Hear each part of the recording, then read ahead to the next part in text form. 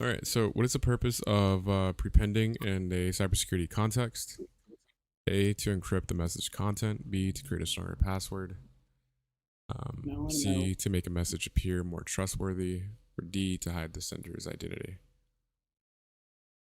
Prepending. Okay. Isn't it the third one? To make a message appear more trustworthy.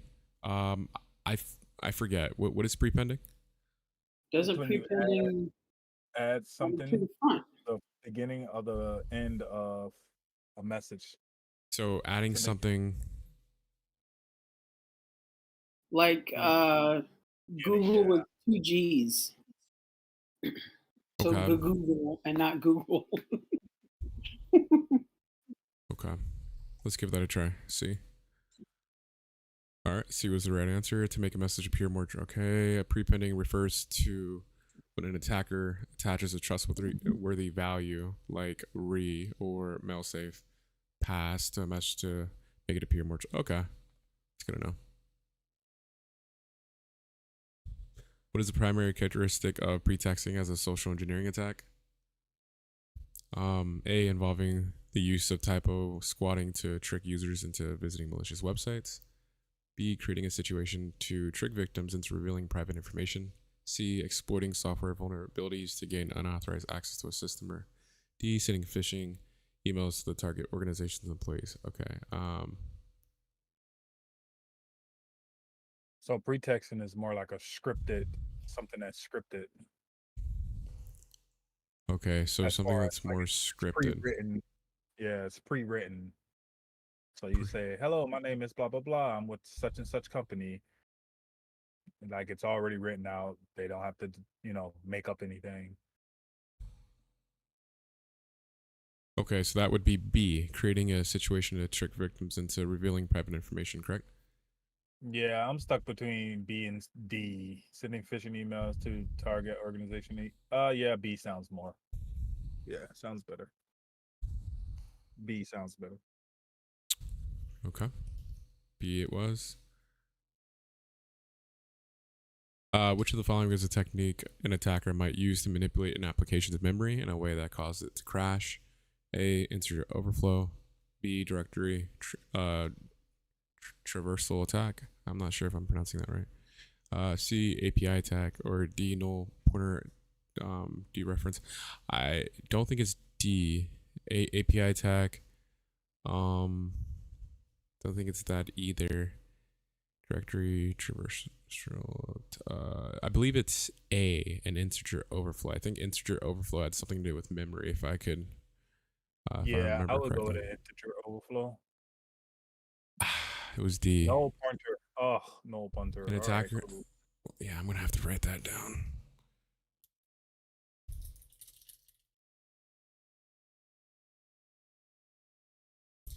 I might have to get off of here soon. I gotta go get my son.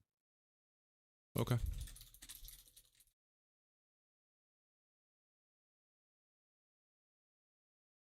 Oh, I need to get my son. I need to make a fucking to-do list right now.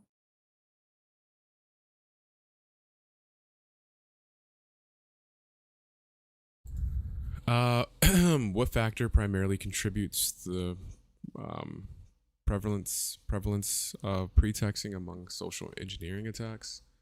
So pretexting again was something already um, that's already there, right? That's already um,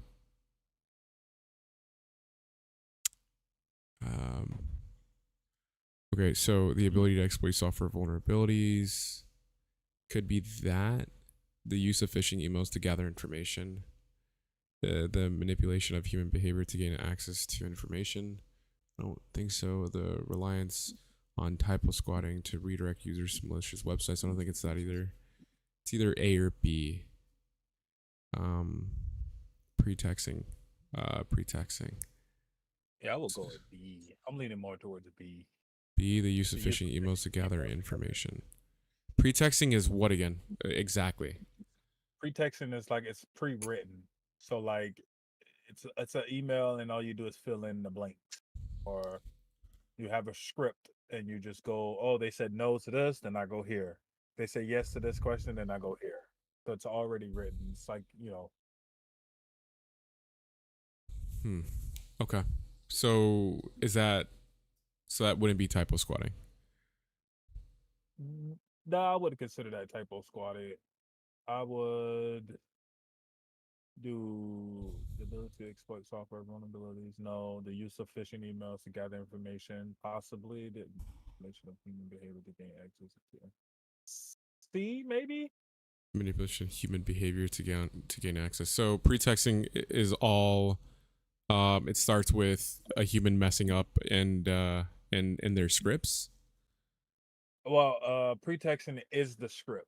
So you're trying to manipulate the individual to believe in what you say and gain information from that. Oh, so then that wouldn't be anything. Sorry, go ahead. I'm stuck between B and C. I would say B then, because that would have the manipulation of human behavior to gain access to information. Let's see.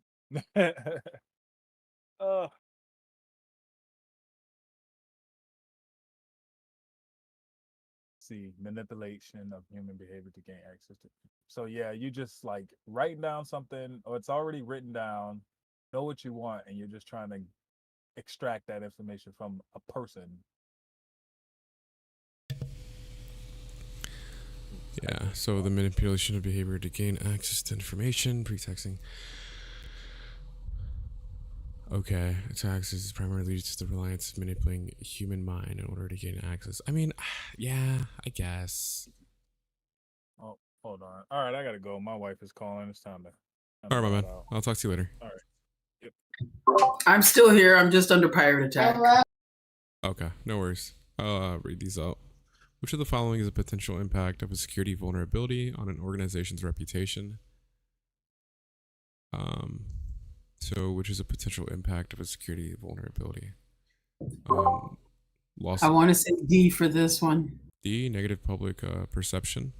Maybe following potential impact of security vulnerability. Aha! I learned. Loss of data, financial loss. What? This is a goofy question. Yeah, it is pretty odd. I guess loss of data, right? Potential impact of a security vulnerability on an organization's reputation. Well, reputation. Yeah. So then it would be negative public perception then, because we're talking about reputation. Well, then again, loss of data could also do that too. Financial loss. Okay, so my company had a security vulnerability, and therefore my reputation has been slightly damaged, which I still want to say D. Yeah, let's go ahead and do D, because D sounds like the root of it all. Yeah, well. Hey. Nice. What is eliciting information in the context of social engineering attacks? Physically assessing a secure area by following someone with authorization. That sounds like piggybacking. B, sending emails to trick recipients into revealing sensitive information. Recipients. C, extracting information through normal and innocent conversations. Or D, using fake websites to steal login credentials. That's never good. Oh crap. Physically access secure. That's not it. That's I would say C. And C, I want to say B. B, sending emails to trick recipients into revealing. The thing with C is you're having a chat with someone.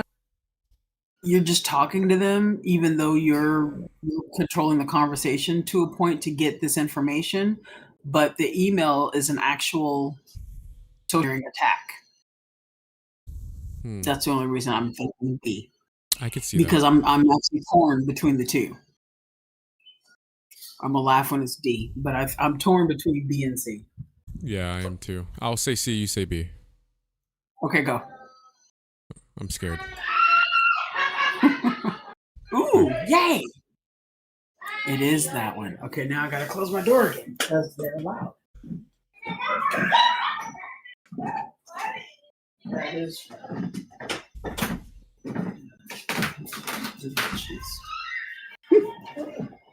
Okay. Which of the following best describes invoice fraud? Sending fake invoices to customers. Yeah, Really, you know, Josh? honestly, we should just stick with A. I won't even read the rest. Oh, okay. Well, that impersonating trusted colleagues or vendor to request payment or money transfer invoice fraud is a And type see, of that's attack. the same thing. It is the same thing. I'm It's the just same thing. I'm Just not one gonna sounds even- better. Yeah. It's trash. What is the main what is the main difference between farming and phishing attacks? Farming involves physical theft. We can skip that No. because that's not true. Farming No. targets DNS servers while phishing targets individual users. No. Farming well, it is true, but phishing doesn't target just I mean, Yes, okay. it Yeah. can. Yeah. So farming relies on malware while phishing relies on social He is engineering. wrong. C is definitely wrong. Farming targets corporate business servers while phishing. Okay, No. that D is no. Yeah, so B. Yeah. Be we like, go. Josh, the wording of your questions is a little janky. Which of the following is an example of availability loss due to a cyber attack? Attack? The Equifax data breach, the Meow attack. Oh yeah, so this requires you knowing a little bit of cyber attack news. Yeah, it does. What's that one guy you mentioned? Jerry Ozier? That's where he comes in. Yeah. So And I remember Messer talking about a few specific examples of course.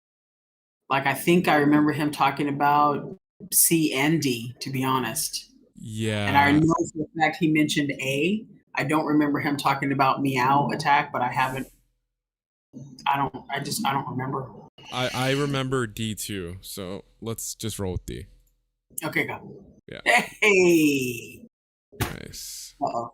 Let me write that down. Yeah, I'll be back.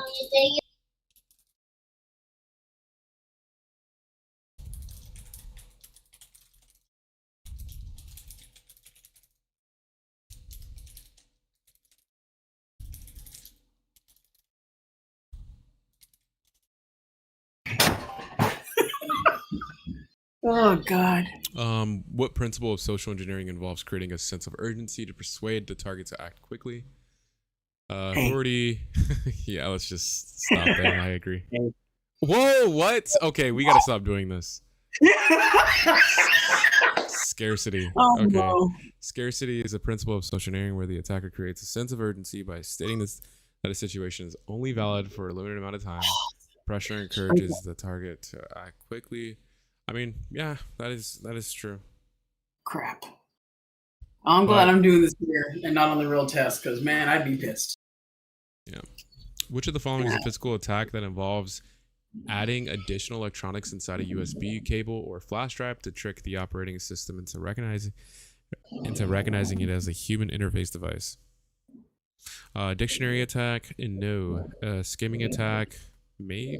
No, skimming attack is more like a device other than a USB cable or a flash drive. Malicious USB cable or flash drive attack. I mean, yeah, I would say C. I mean, it's kind of within the name. I kind of want to say C too. There's no way this is the answer. I mean, that is just so straightforward. And that was the answer. Okay. Of course. What differentiates a computer worm from other types of malware in terms of propagation method? So computer worms require a host program to spread. No, computer worms rely on user interactions to spread. Nope. Computer C. worms replicate themselves and use networks to spread. Yeah. Computer worms spread through email attachments only. No. So I'd say C too. C was right. Which of the following best describes intelligence fusion? A. Ooh, intelligence fusion. I'm not even sure what that is. A method of data Mhm. collection that focuses on sifting through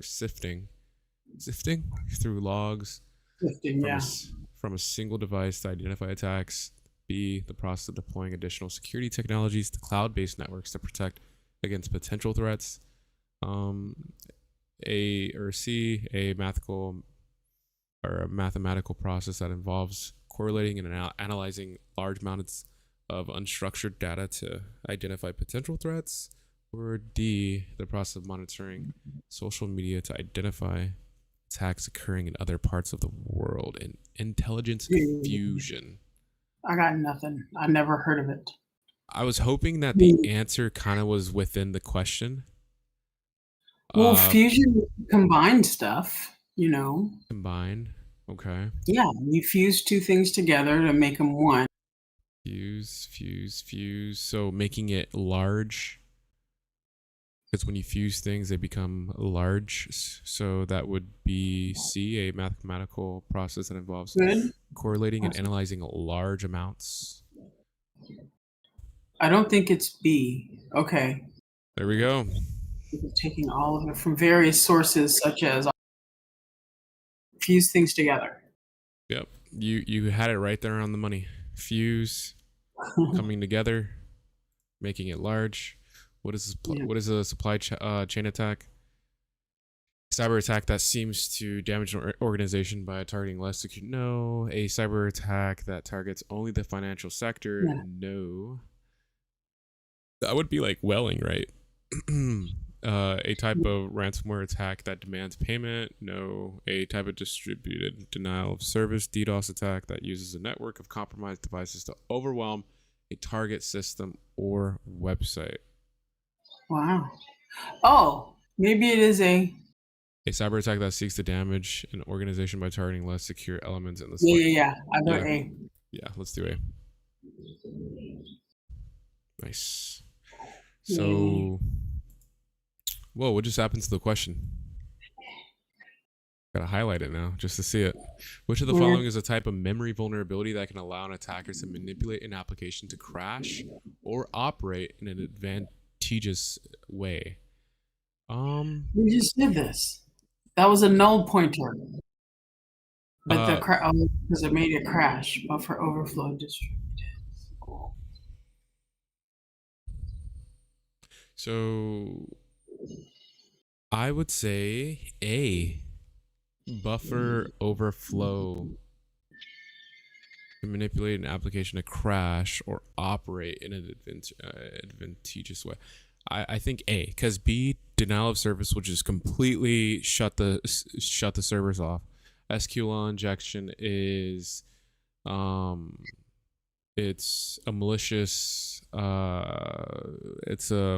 script. Right. And cross-site scripting is also a script, but countered more towards websites to basically to harm the website, not to crash it. Okay. Well, at this point, my answer is not B. Yeah. A sounds good. I think A is. I got nothing. Yeah. Ooh, yay.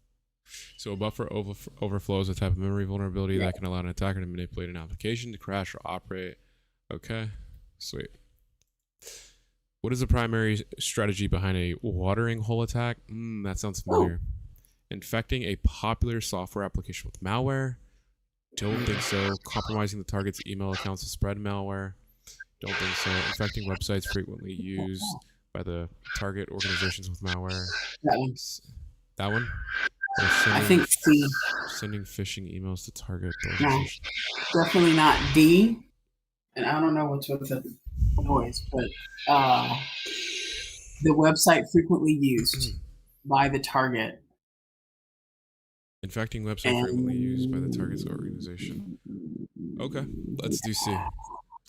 I think C. C it was.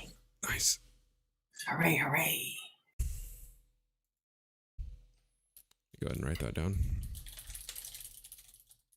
Well, because I know the example in the Messer tests, practice exams, it's usually at like a convention. Like you joked earlier about if I go to DEF CON, don't use the website there. That's kind of that would be the watering hole attack. Right. So a lot of people are going to be there, and you know your target's part of that group of people. And it's a frequently visited website. It's a great place to lay in wait. Like the gator under the water. Exactly. Hello, Brock and Dale. Welcome. Jump in. Cracking. Hey, Taco, you want to read this one out? Sure. Which of the following is an example of a threat feed that can help identify potential attacks? Logs from networked devices, information from social media platforms, intrusion detection system metrics, advisories, and bulletins related to software vulnerabilities. I just said a lot of words and I didn't listen to any of them. Hang on.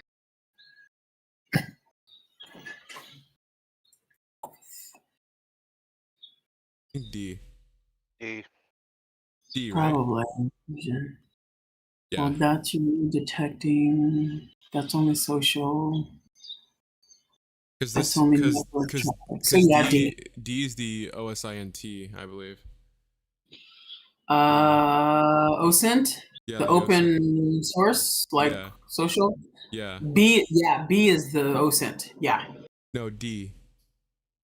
Adverse advisories and bulletins related to software OSINT. Yeah. If someone wants to go find, I don't know what. If someone wants to go find on the bulletin related to software Mm-hmm. But as far as open source, that's definitely social media platform, stuff like that. Mm. Advisories and bulletins could be related. Yeah. Okay, let's continue. Yeah, I don't know. Ha, D, yay.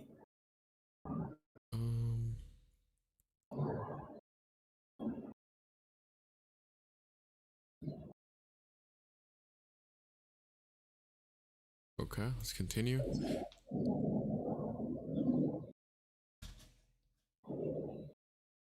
Oh, am I reading? Yeah. How do bad actors amplify their influence campaigns using social media? By targeting only one social media platform, by creating multiple fake accounts, posting content on various sites, and relying on real users and mass media to spread the message, which is probably the answer, by limiting their activities to traditional media outlets, by only using their personal accounts to post content. That is not the answer. I would say B as well. I think this one's B. They're also using activity tanks, right? So like groups that are put together on social media platforms that can be employed people to generate clout. Oh, yeah. That's another thing they do. Yeah. I'm excited. This sex stuff looks awesome. It's pretty fun. But it gets harder when it comes to like governance. Information implementations are a little difficult. Architect is fun, but it can also be a little challenging. I think this category, and we are in a category, as you can see here, if we go to Dex, we're in the threats, attacks, and vulnerabilities tab. So that's all you're gonna see here. This is why it's so fun. But once we get into these other sections, this is where it gets more painful. Correct. Yeah. Well, I'm gonna take off. I'm working on Net Plus anyways. Just want to see what y'all were up to. Oh, hello. Alrighty then, Brock. See you around. Goodbye. Bye, Brock. What is one method an attacker can use to poison a DNS server as described in the text? Oh, his text. Okay, I'm like, what text? Injecting malware into the website's source code, modifying the DNS on the server, crashing the DNS server with a DDoS attack, encrypting the DNS server's data with ransomware. I got nothing. Hang on. I would say D, right? Okay. Yeah, because we're here to poison it, not to crash it or modify it Well, for what? Modifying the DNS configuration files on this. I mean, okay, well, I mean, what is that? It's not going to really poison it. Injecting malware into, injecting malware into a website source code, that's not really poisoning the domain network okay. service. That's a question I had, but okay. Yeah, so I would say D, encrypting the DNS service data with ransomware. Sure. It's more on the money of the question. Oh, B, it's B, modifying the DNS configuration files on the server. An attacker can poison DNS server by getting access to the server and modifying the DNS configuration files that the server provides an incorrect IP address for a domain. Yeah, I mean, I guess, but You don't sound convinced. yeah, I mean, yeah, a lot of these questions are very similar to each other. It's just kind of, it's a matter of just finding the one that's more rooted to the answer. Yeah. So that's good enough. Let's see. Question: What is what is one reason that backdoors are deliberately widely because of TV? To provide an open source platform for hackers to help manufacturers restore user passwords, to bypass encryption for law enforcement purposes, really, to create vulnerabilities in a device for educational purposes. Sure. Whatever. So let me reread the question. What is one reason that backdoors are deliberately and widely known? I don't like the wording. I don't either. Why is it Because widely known? deliberate need to be there. We can work with just widely known. Widely known. I don't think it's C. I don't think it's D. It could be B. An open source platform for hackers. Right. Hackers Could be need backdoors. What? A. You think A? Yeah, because if you have a backdoor, then you can go in and out anytime. Yes, but is that why it's widely known? I mean, in terms of cybersecurity, yes. Okay, sweet. I'm Let's split give it between A and B. A and B. A and B. It's probably A, but I want to say A or B. It was B. To help manufacturers restore user passwords, some backdoors are deliberately widely known because they serve legitimate purposes, such as providing manufacturers with a way to restore user passwords when needed. Okay. Which of the following is a source information about software and vulnerabilities that organizations need to know about to defend their networks? Security Operations Center, so SOC, Intrusion Detection System, IDS, Security Advisory, or Threat Feed? I would say B. Okay, wait a minute. Source of information I need to know about to defend my network. It's definitely not A. I don't think it's C. That feed, it can provide you latest information about your vulnerability. I'm torn between B and D. D, I think D, you can subscribe to that feed to get up to date information about run. Okay. I agree. I think it's B as well. All right. Well, we'll see. We're A security all wrong. advisory is a notice that provides information about software, hardware. Oh, so it's specifically for this. Provides information about software and hardware vulnerabilities. Period. All right. Well, that sucks. It's good to know. Go ahead and write that down in my handy dandy notebook. List of things to revisit. Yep. What is the primary purpose of a rainbow table in the context of computer security?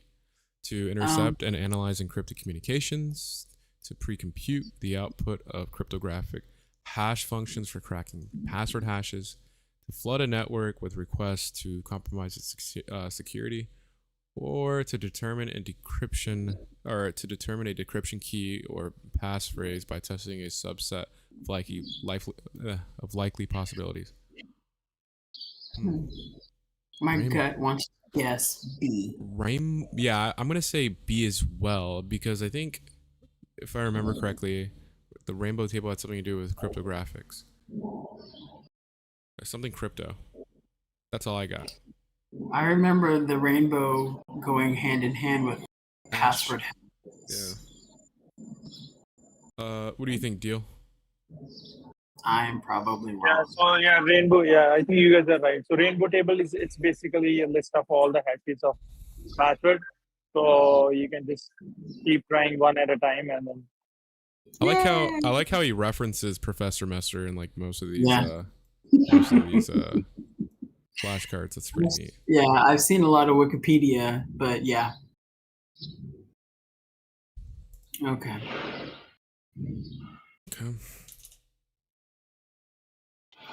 What makes influence campaigns a dangerous new paradigm in cybersecurity? They are highly visible and easy to attribute. B, they rely solely on traditional warfare techniques. C, they are secretive, deniable, difficult to attribute, and can severely influence public opinion. Or D, they only target individuals, not businesses or governments. I don't think D is correct.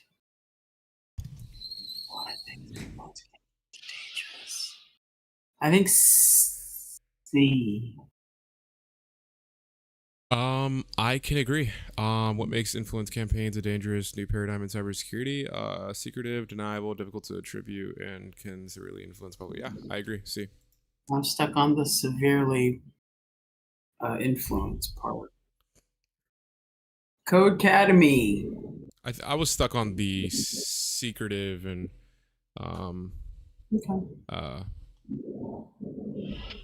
paradigm in cybersecurity.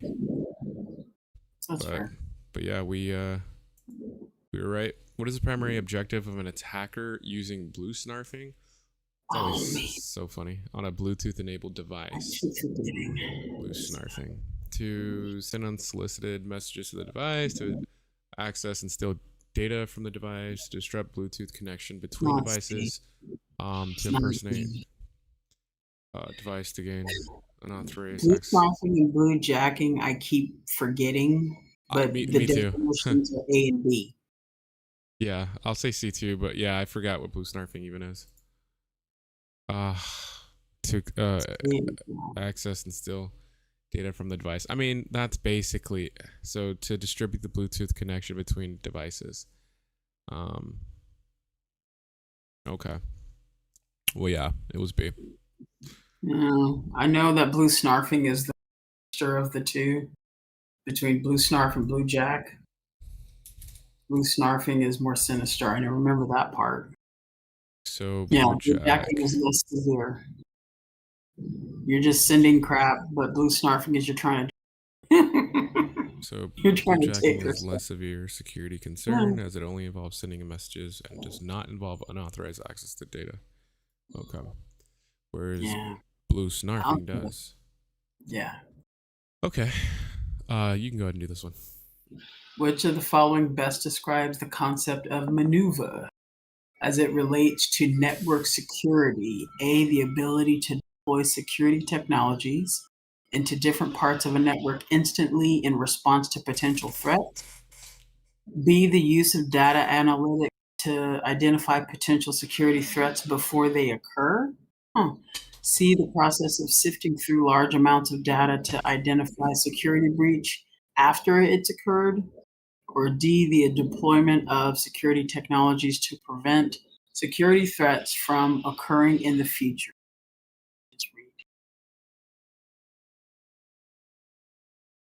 Oh, see, I don't even know what that is.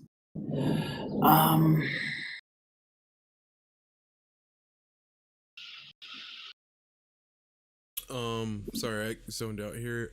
Let me totally reread that. Which of the following best describes the concept of maneuver as it relates to network security? The ability to deploy security technologies into different parts of the network instantly.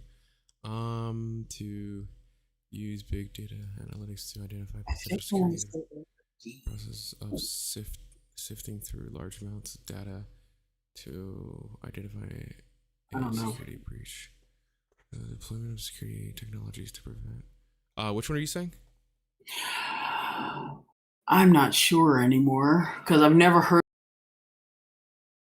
So I'm really shooting in the dark here. I got nothing. So maneuver is kind of swifting, right, or sifting, as they say. So like moving around. Okay. We're seeing that in C. The ability to deploy security technology into different parts of a network. It's either A or C, but I'll go ahead and say C. Sure, I got nothing. Yeah, so A. In the context of network security, maneuver refers to the ability to deploy security. See, the deploying aspect is kind of what made me think it was either A. Just because you're able to deploy it kind of anywhere within it, because it's saying the ability to deploy security technology into different parts of a network. That right there in of itself could be also seen as swifting, or sorry, maneuvering. Okay. But there's the answer. Interesting. I haven't come across that yet. Does he quote Miss? Yeah, he does actually. It was in threat hunting. Okay. That just means I haven't hit that part yet because I'm not 100% finished. Well, yeah, it's a 30-hour course, huh? 30, 40, something like that. No, it's a lot 24, longer. 24. No, I think it's 24. 21.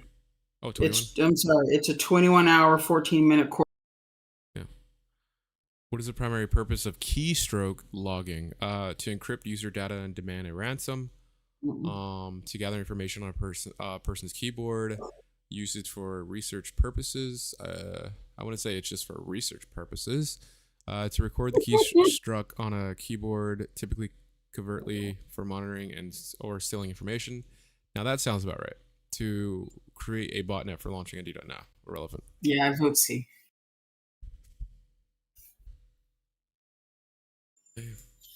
Which social engineering technique involves creating a fake website similar to an original one to deceive the user?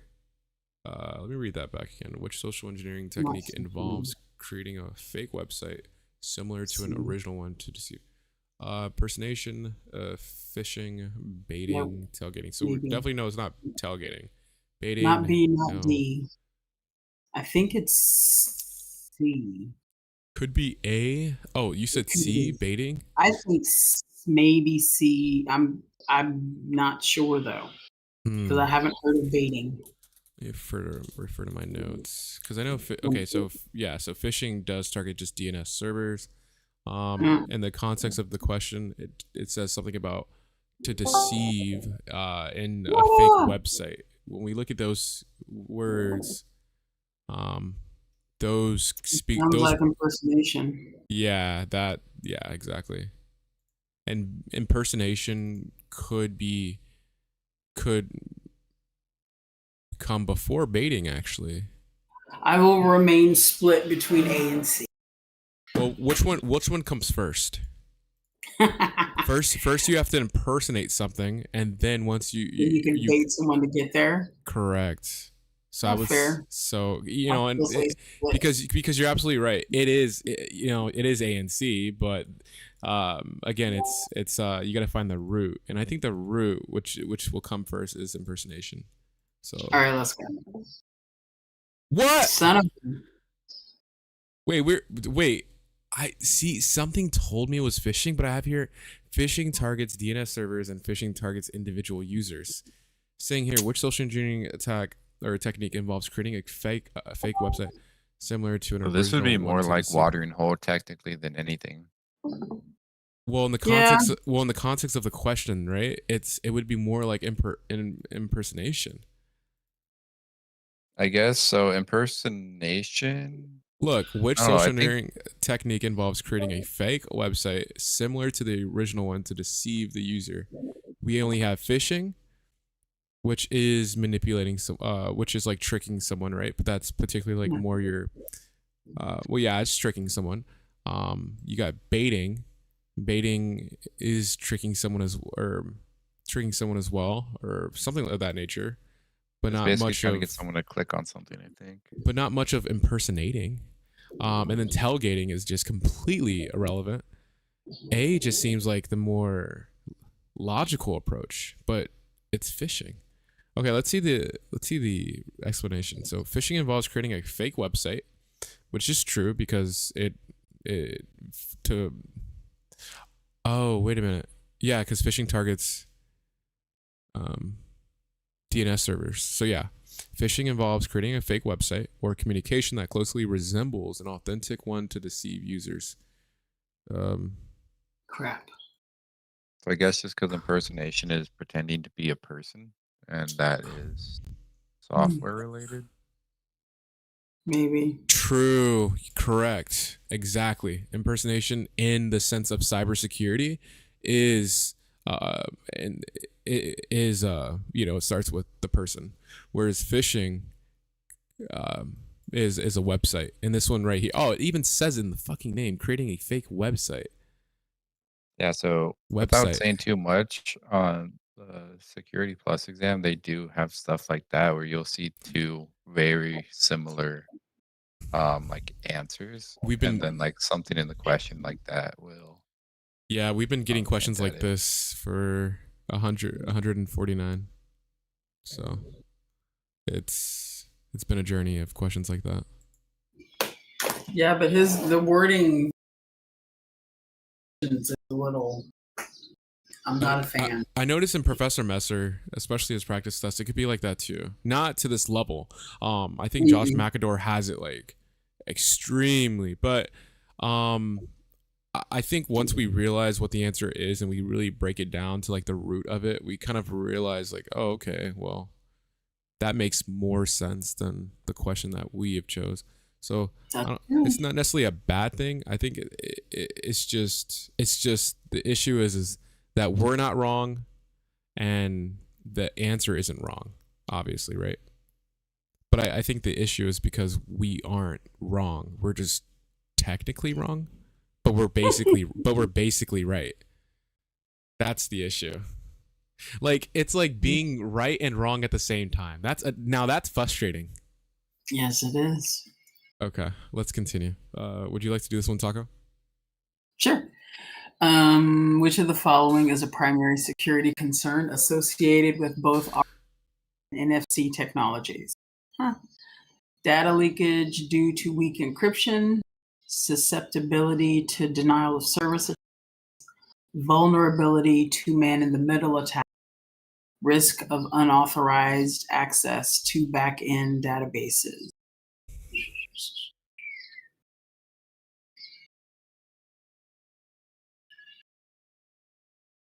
Right. So RFID. What is that again? RFID is like some sort of radio frequency identification, internet. I don't know, something like that. And then NFC is something network frequency configuration. So something frequency, and it's saying what is the primary security concern associated with both. Okay. Data leakage due to weak encryption. Never really heard about them having a weak encryption. Susceptibility to denial of service attacks. Maybe vulnerability to man-in-the-middle attacks. Yes, I think it's C, 110%, because I know with the frequencies there are tools where you're able to block those frequencies quite easily. Risk of unauthorized access to backend databases. I would say C. I'm torn between A and C. Data leakage could be something like a skimming. Like I don't know if you heard a while ago, people were like putting skimmers on like gas station pumps. Yeah. Yes. Stuff like that. Yeah. I vote B. Oh. Oh, denial of service. Oh, well, yeah, actually. Yeah, because with that tool, you're able to deny that frequency service. I vote B. Vulnerability I'm to man also in the middle cheating. because the root of risk of unauthorized access to backend data now. Because the root, in order for C to work, you need to start with B. Well, susceptibility to denial of service attacks. Vulnerability to man in the middle. Okay, fine. I'll go B with you. Yay! Hey, yeah. Nice. Susceptibility to denial of service attacks. Both RFID and NFC technologies rely on wireless communication. As such, they're susceptible to denial of service attacks resulting from interference or jamming of the. Yeah, this is what I mentioned. Jamming. See, you know, if I would have got it, if I would have stuck with C, I still would have been happy just because I got the answer right, or at least I described it. But yeah. We're good. We're good. Which social engineering technique involves creating a fake web? Oh, okay. I'm ready for this one. Wait, we just did this one.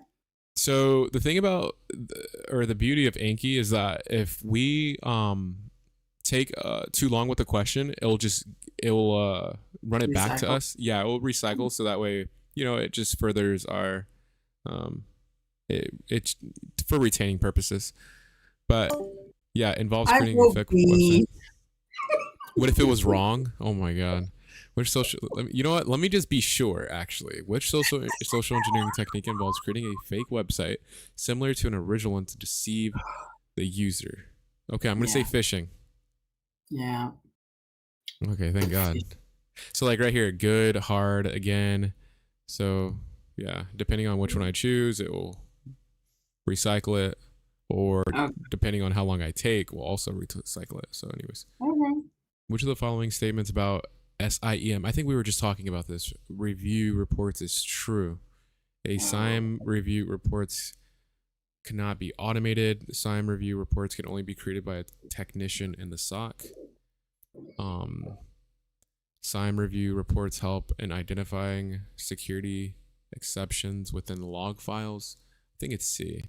SIEM review reports can be generated for Windows systems. I would say C. Let's see. Identified exceptions. Not automated. I think I might agree. I think SOAR is automated. It might be B. SIEM review reports can only be created by a technician in the SOC. Nah, that doesn't seem right. What does SIEM even stand for? I forget. Security Information and Event Management. Okay. So it logs all the security events and the information related to it, usually in real time.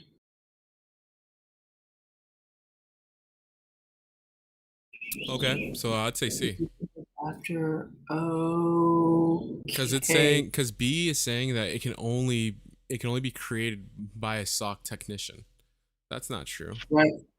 Okay. So C. Sure. What do you think? I'm very uncertain, but go. Yeah. So Yay. SIEM review reports help and identify. Okay, we know that. SIEM review reports can be automated and it can be created by report writers. So, okay. Yeah. So not just SOC. The goal of SIEM review reports to identify security expectations within the log files. Okay, good. We go and just copy that first line. Or no, the first two lines. Oh, they can be automated. Okay. Oh, they can be automated? That's what the thing says right there under A. The SIM review reports can be automated and do not require. Oh, that's interesting. I didn't know that either. Well, that's cool.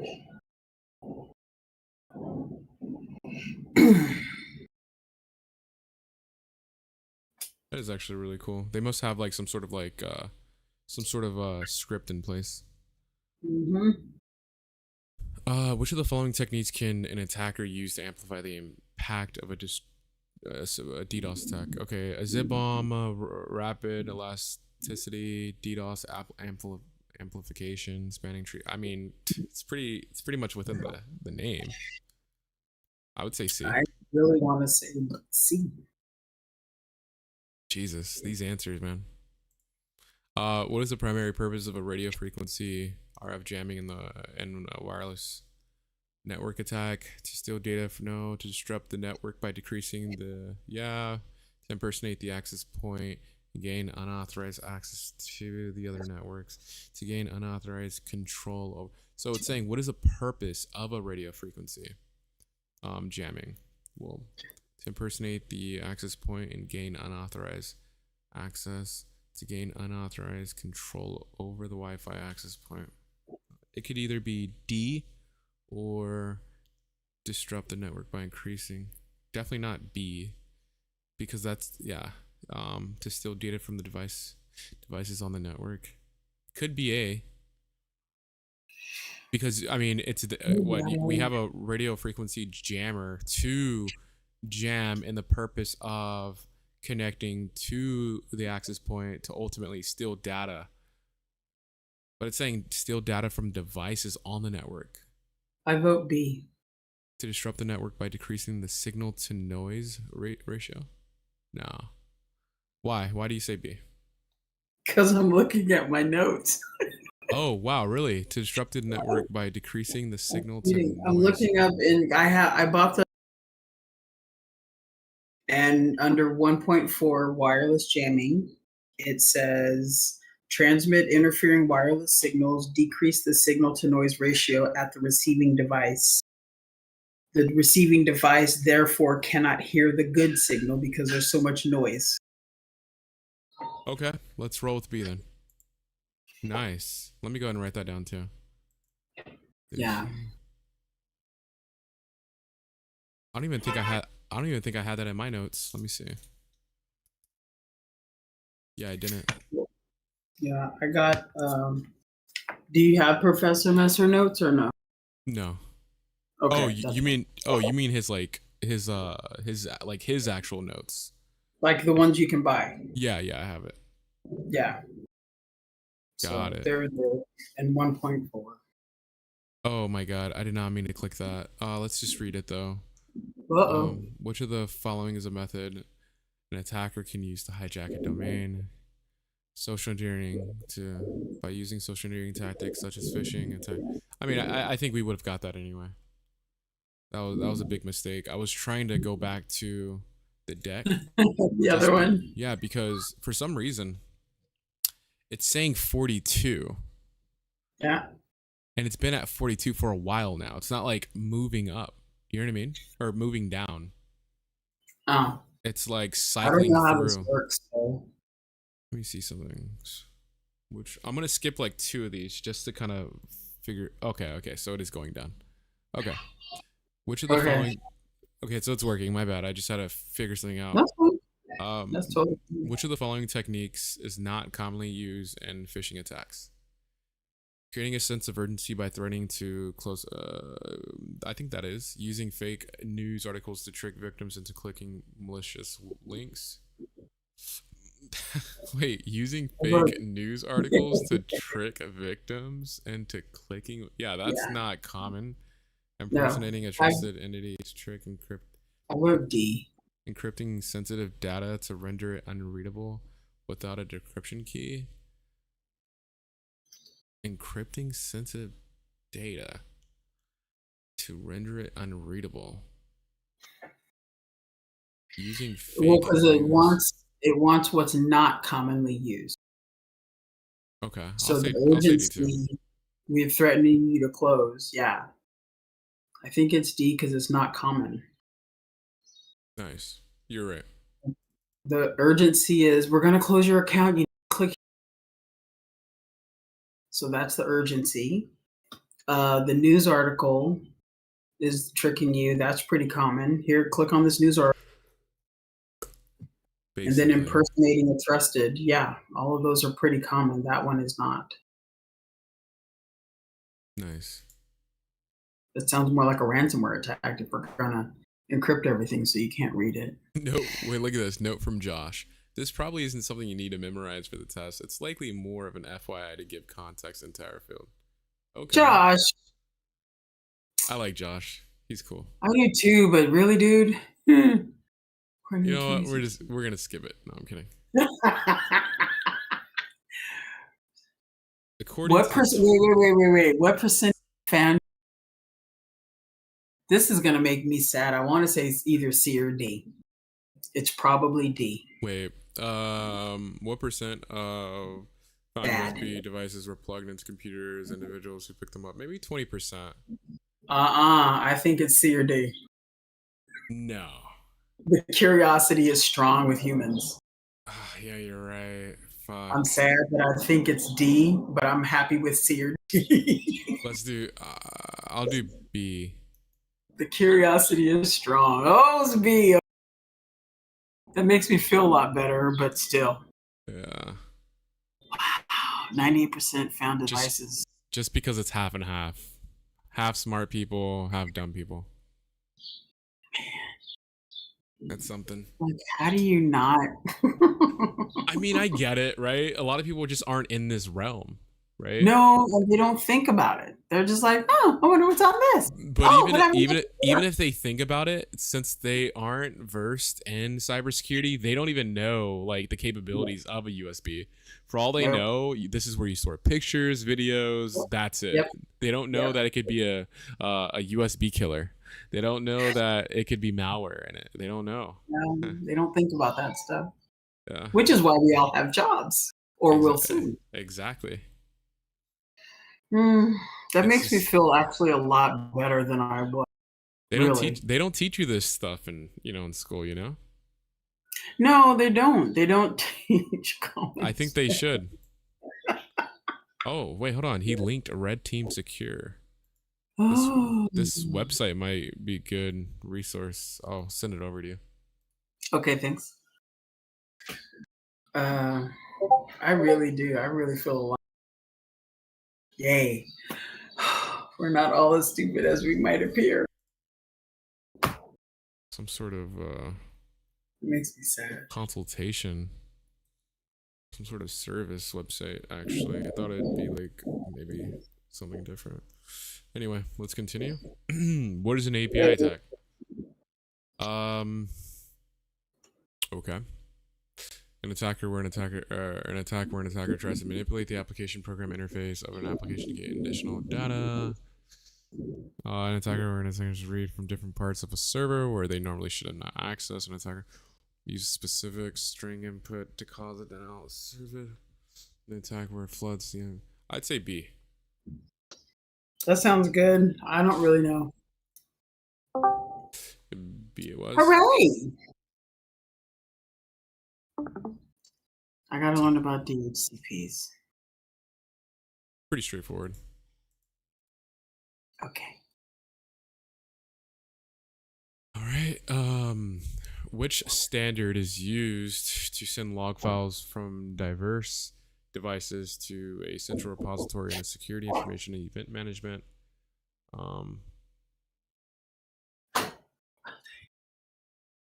Security information. The SIEM. Some people say it different. Yeah, I agree. Fuck. Syslog. Of course. I was thinking TCP/IP. Of course. How do I want to become a system administrator when I can't even get that shit right? It just means you need time. The standard used to send logs from diverse devices is called a syslog. That's the only line I need. Okay. SCAP. You know what? Let's look at these incorrect answers to figure out what they are. So SCAP is a security content automation protocol. It's not related to national. I'll just write this down. SCAP is not in my Professor Messer notes. What? TCP/IP transmission protocol. Yeah, I know that. No. Security content automation protocol. It is on my objectives, though. Yeah, that's for sure on the objectives. CNP is also on the objectives.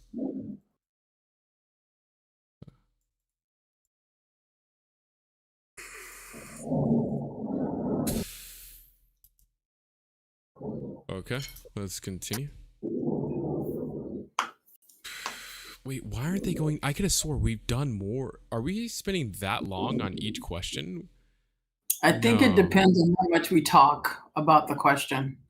Oh, okay. Well, I'm not mad at that. Wait, this one is section of unevident. We didn't do this. Yeah, I messed up again. Crud. Yeah. Read, write, delete, move. No. That's not crud. That's which of the crud following? is create something, delete something. Wait. Anyway. Wait, we've done what buffer overflow is though. So we have just not this question. Well, it's okay. Yeah. Buffer overflow. Yeah. Okay. Let's just See, look, it didn't even go. See, it didn't go down. Huh. Okay, so then it probably doesn't go down. Say again. You cut off. That's probably why. You cut out. What was it? I said it probably doesn't do the when it recycles for us. No, you keep cutting out right when you're about to say the answer. This is garbage. Yeah. Okay, go ahead. My internet sucks. The following is true of offline dictionary attacks. This is really weird. Options. Let me see something.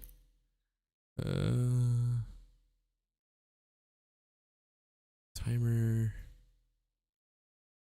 Not very siblings. Okay.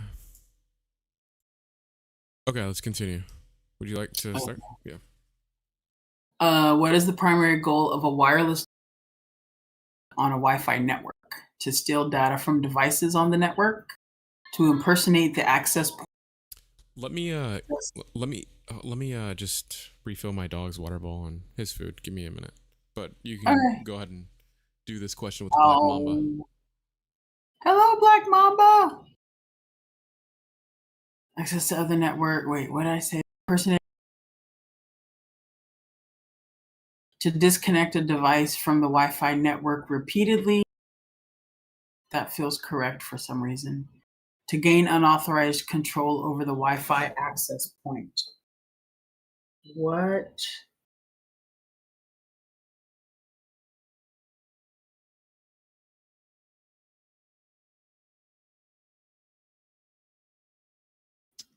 I need to learn how to spell.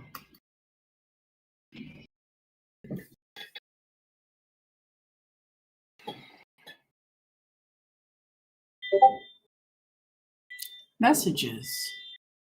I think not to steal.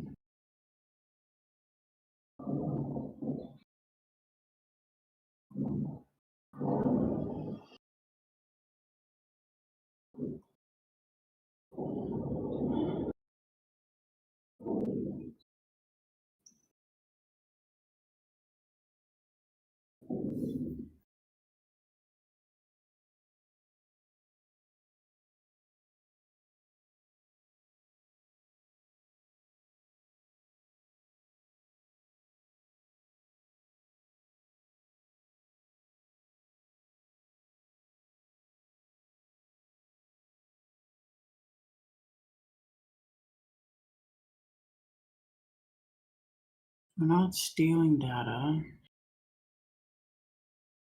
Maybe. Personal access point. Maybe.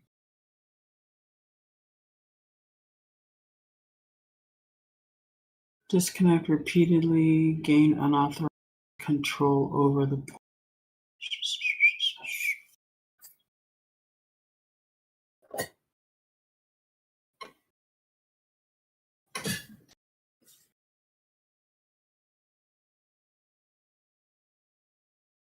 Oh, it's down here.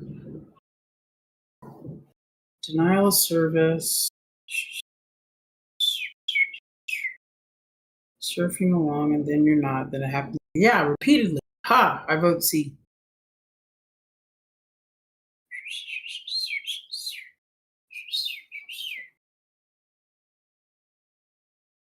And now I have to put on my damn glasses.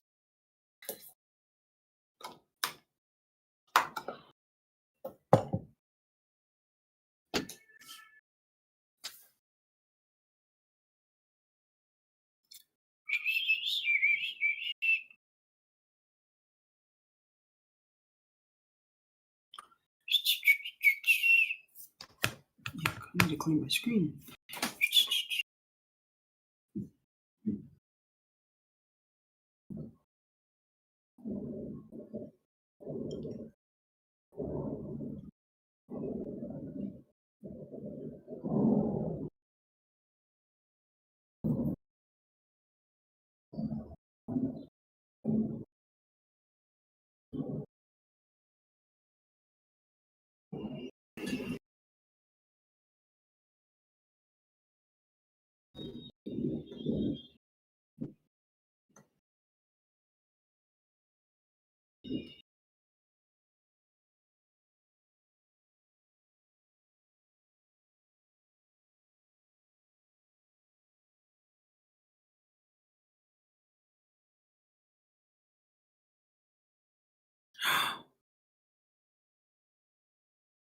Oh no.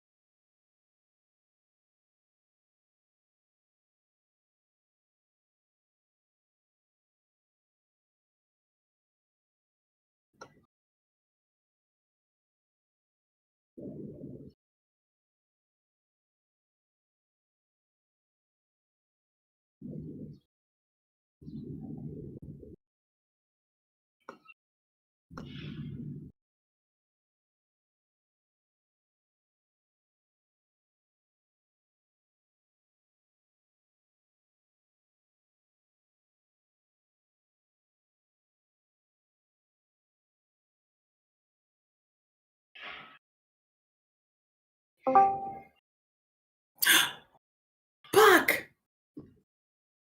What's happening? How are you? Ayo. How's it going? Not too bad. Not too bad. How's it going over here?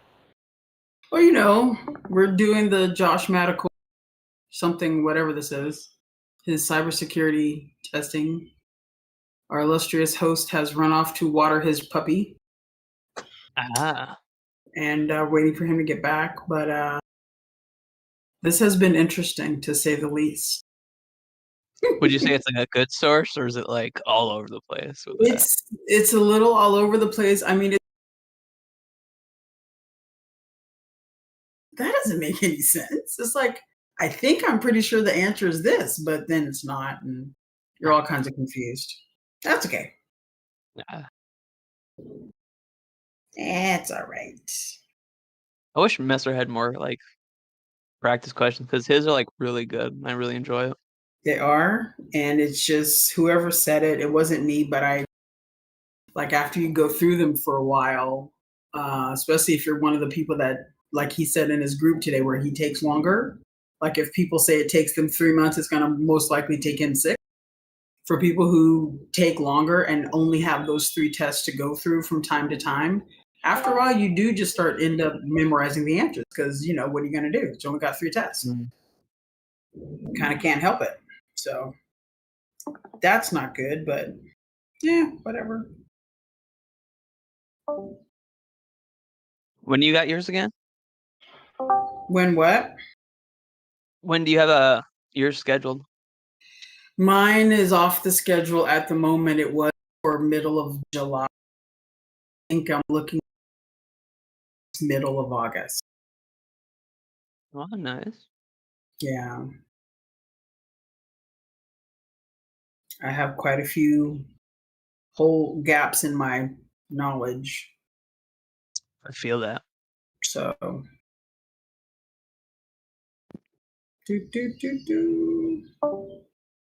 So yeah. When's yours again this week? Wait, Friday? No.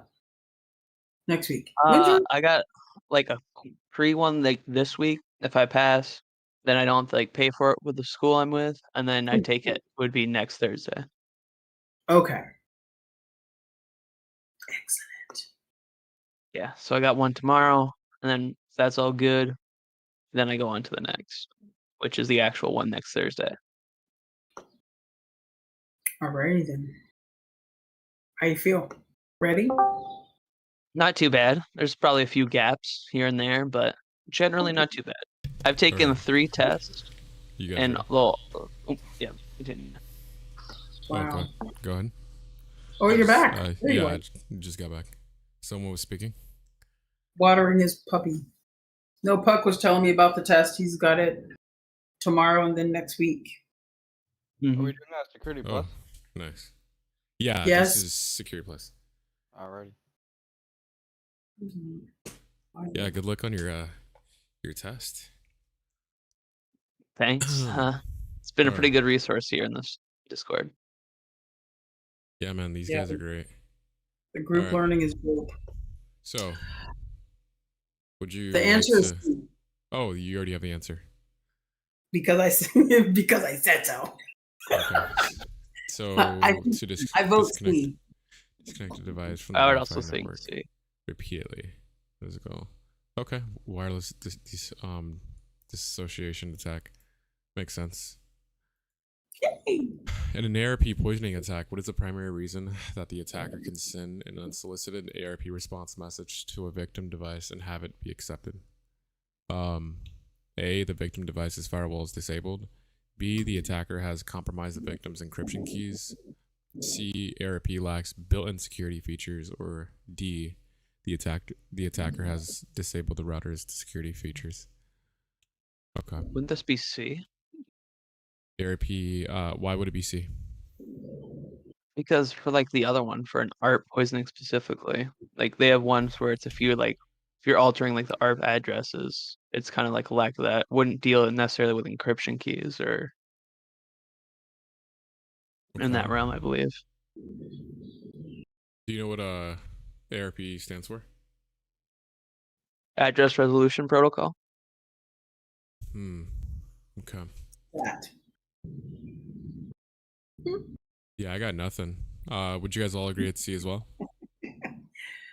Sure. I feel like it just makes the most sense. Okay. I got nothing. Yeah, ARP lacks built-in security features from address resolution protocol. Poisoning attacks are possible because ARP lacks built-in security. Okay. Well, that's good to know. Let me go ahead and copy that.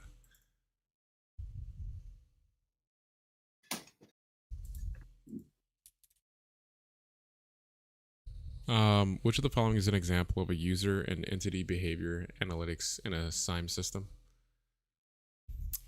Storing firewall session logs, collecting raw packet captures, monitoring social media sentiment, or examining how people are using the internet. I don't think it's C or D. And behavior, collecting raw packet captures, storing firewall. I think A. What do you guys think? My initial thought was D, because it's behavior and all that, examining how people are using the network and how they're accessing it. But I can see A now.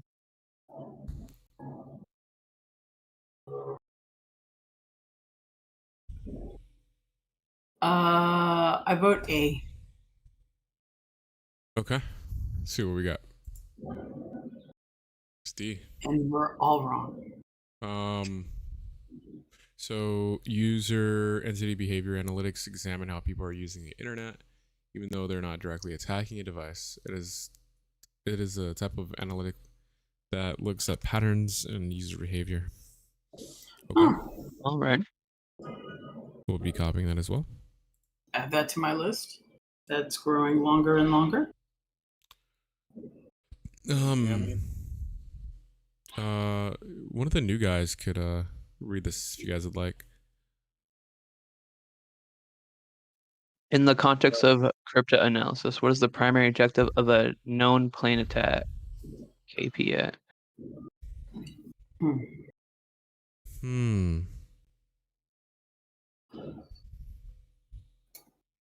So the primary objective of a known plain text attack. A plain text attack. I forget what that is. I think this might be outdated or out of scope. Let me check the objectives. Well, if we don't know what it is, it's not on the objective. Hang on. We can always look at context clues. Yeah, so a lot of these questions aren't objectives. It's just sort of like general knowledge and cybersecurity. So, for instance, if we go to the DEX, we have 138 questions within threats, attacks, and vulnerabilities. Obviously, we're not going to get all 100 plus questions. But yeah, so we are going to come across some, if not a lot, of questions within each category that aren't a part of the objectives, but are important to know.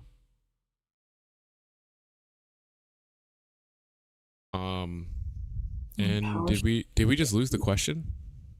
I think we might have lost the question. Well, that's that good says enough. PowerShell. That's good enough.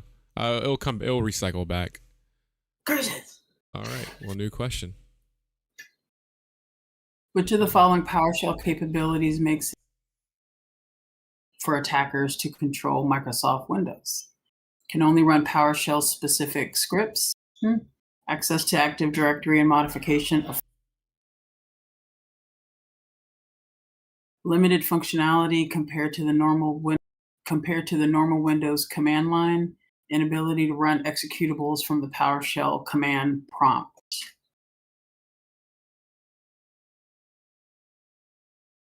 I don't think it's A. I don't think it's D either. My knee-jerk reaction is B. Access to Active Directory and modifications of files. PowerShell. Yeah, I could see B as well. Limited functionality compared to normal Windows command line. C, limited functionality. I mean, I don't think there's hardly really any limits to what PowerShell can do. Yeah. Can only run PowerShell specific scripts. I don't think it's A. I'd say B too. Whoa. I vote B. Okay. Yeah. Built-in line for Windows, which extends the functionality of the normal Windows command line.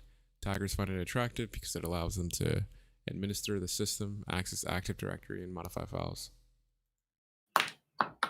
Which of the following is an example of an application denial of service attack? A botnet launching a massive DDoS attack. Well, no, because that's completely shutting down your service. Creating network loop by plugging in the wrong cables. Could be. Pulling the power switch on a building.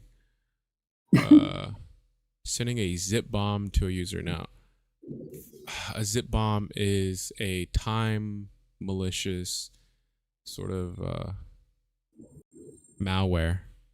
I thought that was logic bomb.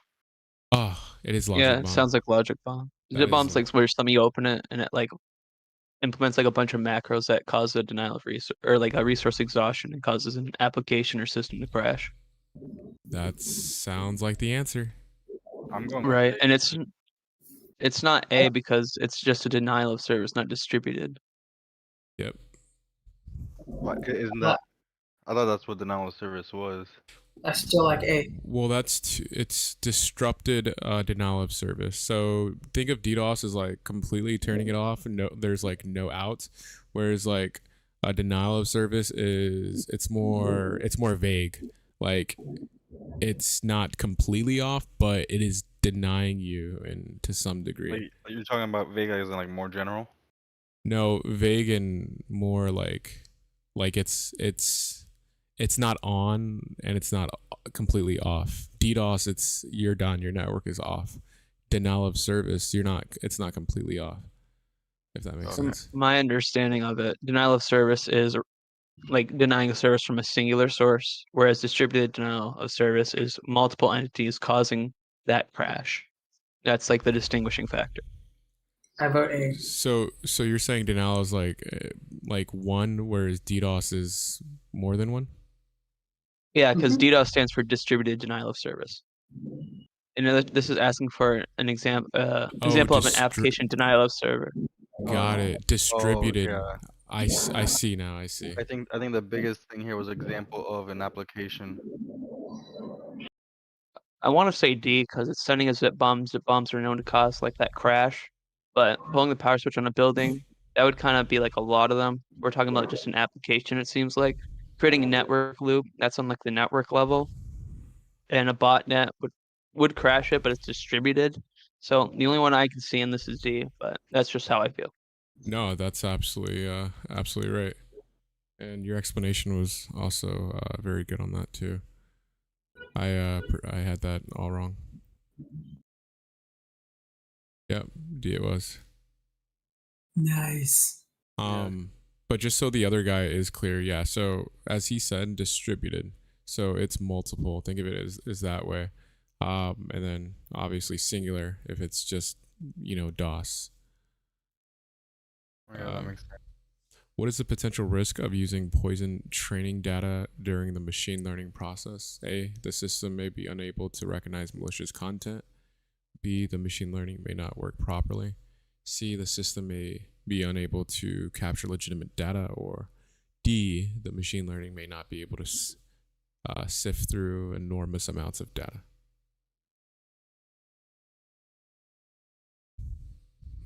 Gave us something to think about.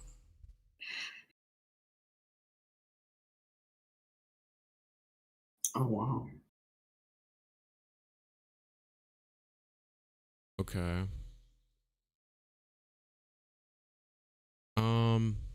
So what is the potential risk of using a poison training data during the machine learning process? The machine learning may not work properly. I mean, I could see how that could be true. The system may be unable to recognize malicious content. I can also see how that could be true just because if you poison the machine learning process, it could corrupt it. And so much so where it's not recognizing what it's supposed to. The system can be unable to capture legitimate data. That's kind of the same as A. Or, well, in this sense, it's unable to capture legitimate data. The machine learning may not be able to sift through enormous amounts of data. Maybe B, because I feel like B kind of, the machine learning may not be able to sift through enormous amounts. That's a risk of using poison training data during the Machine learning as in like VMs. Because that's like the first thing comes to mind. Yeah, so machine learning. Machine learning, to my knowledge, is like something that you set up. It's usually dealing with like the AI for like trying to get a baseline of your network. And during that time, if things are poisoned, your baseline will be skewed, which could result in it not working as you intended, or being unable to recognize malicious content, or like I said, not working. I think I agree with you. I don't think the risk of using poison training data. I mean, I don't think poison is necessarily gonna like make it unable to recognize things or capture anything, but D kind of nails it, right? Because when you see it says the machine learning may not be able to sift through enormous amounts of data, so ultimately it's not going to be able to work properly. But the machine learning, I mean, but that's kind of what B indicates as well. The machine learning may not work properly. I think it's between A and B because it's like being more specific. I think B is too general. You said D's being more specific. Yeah, because it's being more specific towards the data. I think B is just saying that the machine may not work properly. Period. To me, that sounds like too general. I feel like I agree. It would lean towards D. Yeah, and again, these questions are always so similar, so it's like you got to like really break it down and find the root. So I would agree that D sounds more specific. So final answer, D. What do you guys think? I still think it's between A and B. A and B, the system may not recognize malicious content. Well, if you think it's B, then I mean D kind of clears that up. Wouldn't you say? No, because we're talking just about sifting through enormous amounts of data. That's kind of irrelevant to like its baseline for its function of being able to like diagnose things properly. We're talking about sheer volume in D, not like its accuracy or like the machine learning's like scope. That is true.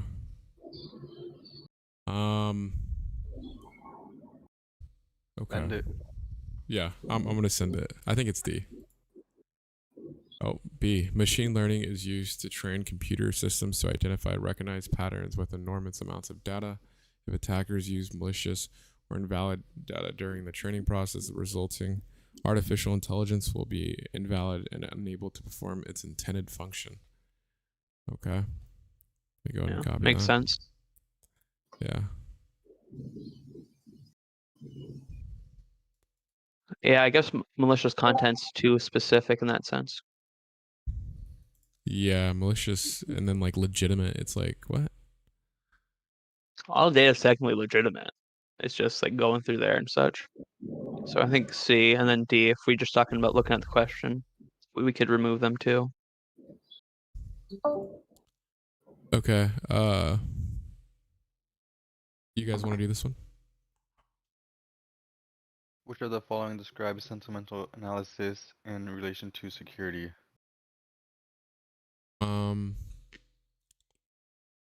Sentiment analysis. So, what analysis that is heartfelt? Sentiment. Examination of how people are using the network to determine potential risks.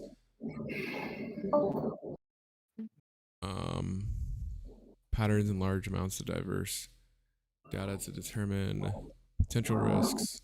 Measurements of how public views our particular organizations to determine potential. Okay. Automations of security processes through the use of SOAR.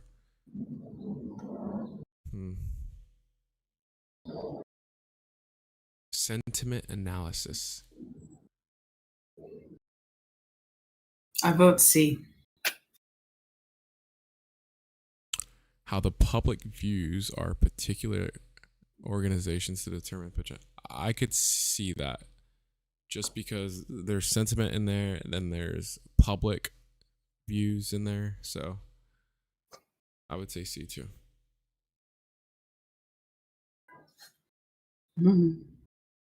Hey, nice.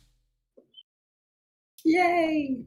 What is the primary purpose of a botnet? Oh, we all should get this. Come on.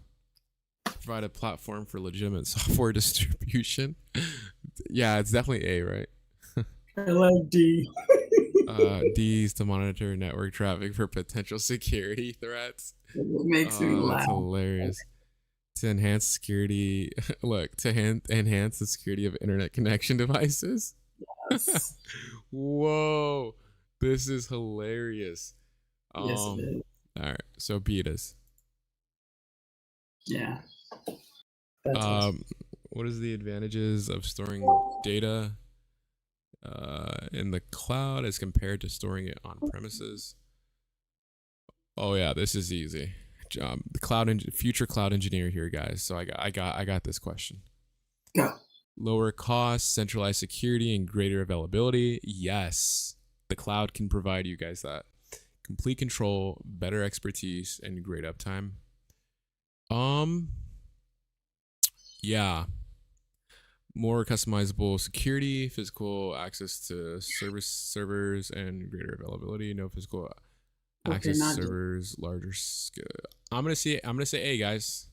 Future cloud engineer here. If I get this wrong, then it wasn't meant to be for me to be a cloud engineer.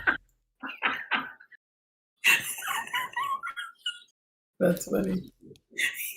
I was right, but oh my god, for a second, I'm right. I was right, but for a second, I saw B, and I'm like, no. Like, my initial thoughts are just to like leave right now. I'm just like, what? Like, because we're like all the way down here. Usually, it just kind of like spawns us to the question, to the answer, but it like, I'm like, no. I was ready to leave. Okay, so yeah, lower cost, guys, centralized security, greater availability. The cloud is just amazing. You don't have to worry about having your own data center or purchasing any hardware, and you have a third party that handles all of IT services for you except your firewall. The data in the clouds tends to be more available since it's larger infrastructure with more redundancy built in. Yeah, guys, time to move to the cloud. I don't disagree. Which of the following is true about Office Dictionary attack? Sorry? I said I like the secret question where that's hilarious to me. You keep cutting off. Sorry, what'd you say again? Don't worry about it, it's okay. Okay. All right. Which of the following is true about offline dictionary attacks? Okay. Attackers can try key combinations without the risk of discovering or interference.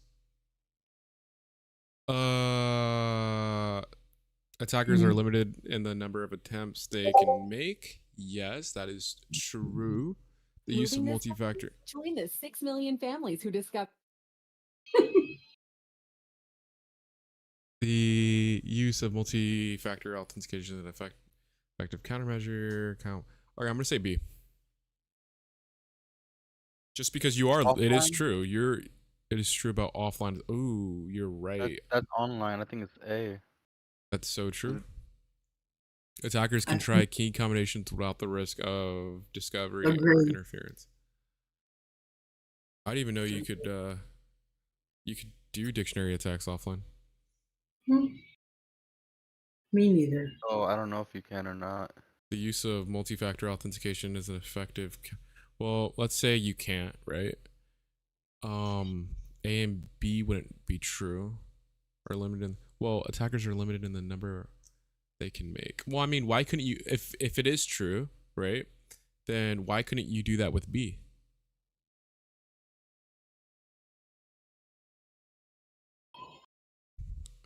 I'm just looking at the keyword here, offline. Offline attackers without the risk. Because I know for a rainbow attack, generally, if you do it offline, that's how they do it. And that countermeasure they'll lock you out after a certain amount of tries won't affect you anymore. So that's what I'm thinking. Okay. Yeah, I don't really know either, so I'm gonna say B. I'll say A. You're right. Attackers can try key combinations without the risk of discovery or interference. An offline dictionary attack. The attacker has gained access to encrypted material and can try various key combinations risk of discovery or interference. I didn't even know you could do that. That's pretty neat. I mean, I suppose you don't. You just need the program, right? Once you have the program downloaded, and then you have the data, then it's like that's all you really need. I don't know. I've never really seen a dictionary attack in action. I don't know what that looks like. I don't even know what a dictionary attack is. In my head, I was just thinking rainbow attack. I know it's better to do offline for that reason. You want to read this one? Which of the following is a standard format of which of the following is a standard format used for sending log files from devices to a security information and event management device?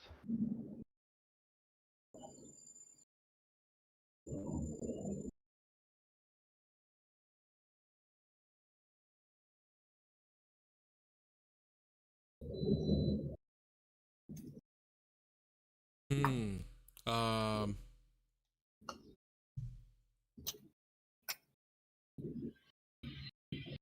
I'm honestly just trying to think what these all mean. I'm looking. Yeah, that's what I'm doing. I got my other screen pulled up here. Refer to the notes, guys. Refer to the notes. The notes will. Well, I can't find B or D anywhere. B or D. Which of the following is the standard format used for sending log files from different devices to a security information event? Oh, this is C. We had this question before, or something similar to this question. Remember? We had syslog before, but I forgot the question. It was something similar to this. In fact, it was very much so like this. I will say syslog. I'm gonna help us out all here. Yeah, there we go. Syslog is the standard format used for sending log files from different devices to a SIEM. A syslog compatible collector is part of the SIEM itself and is waiting for Hold on, I just got a message.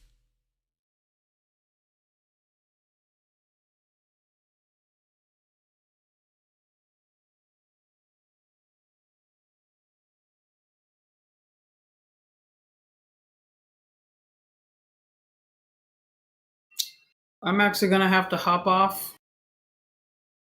Okay.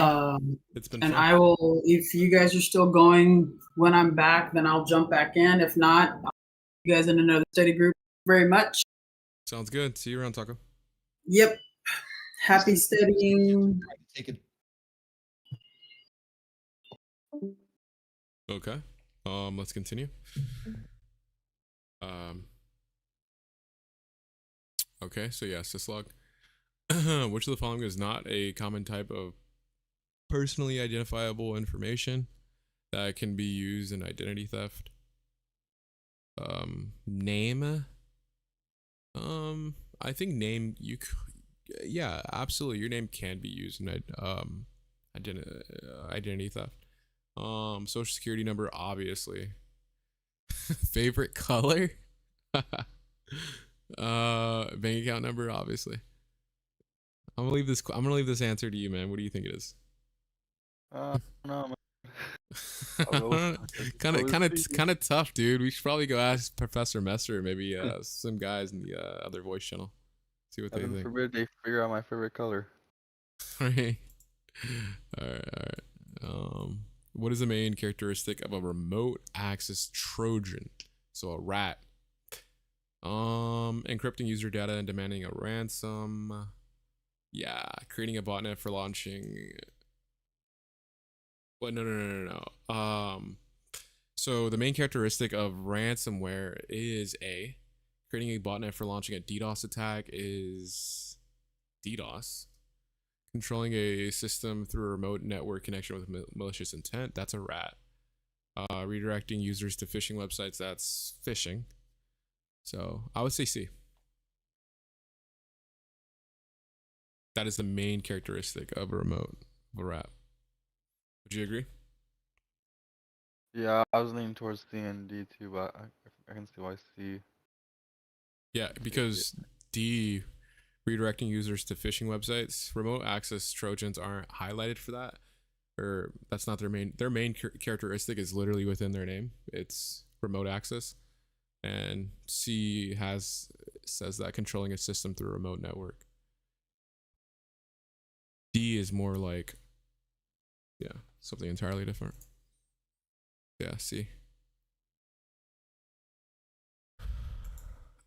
Which social engineering principles exploits the victim's lack of knowledge about uncommon attacks to gain unauthorized access to their files? Let me reread that actually. Which social engineering principle exploits the victim's lack of knowledge? Familiarity. Lack of knowledge about uncommon attacks to gain unauthorized access to their files. I'm thinking lack of knowledge sounds like they're unfamiliar. Yeah, that could be it. Scarcity.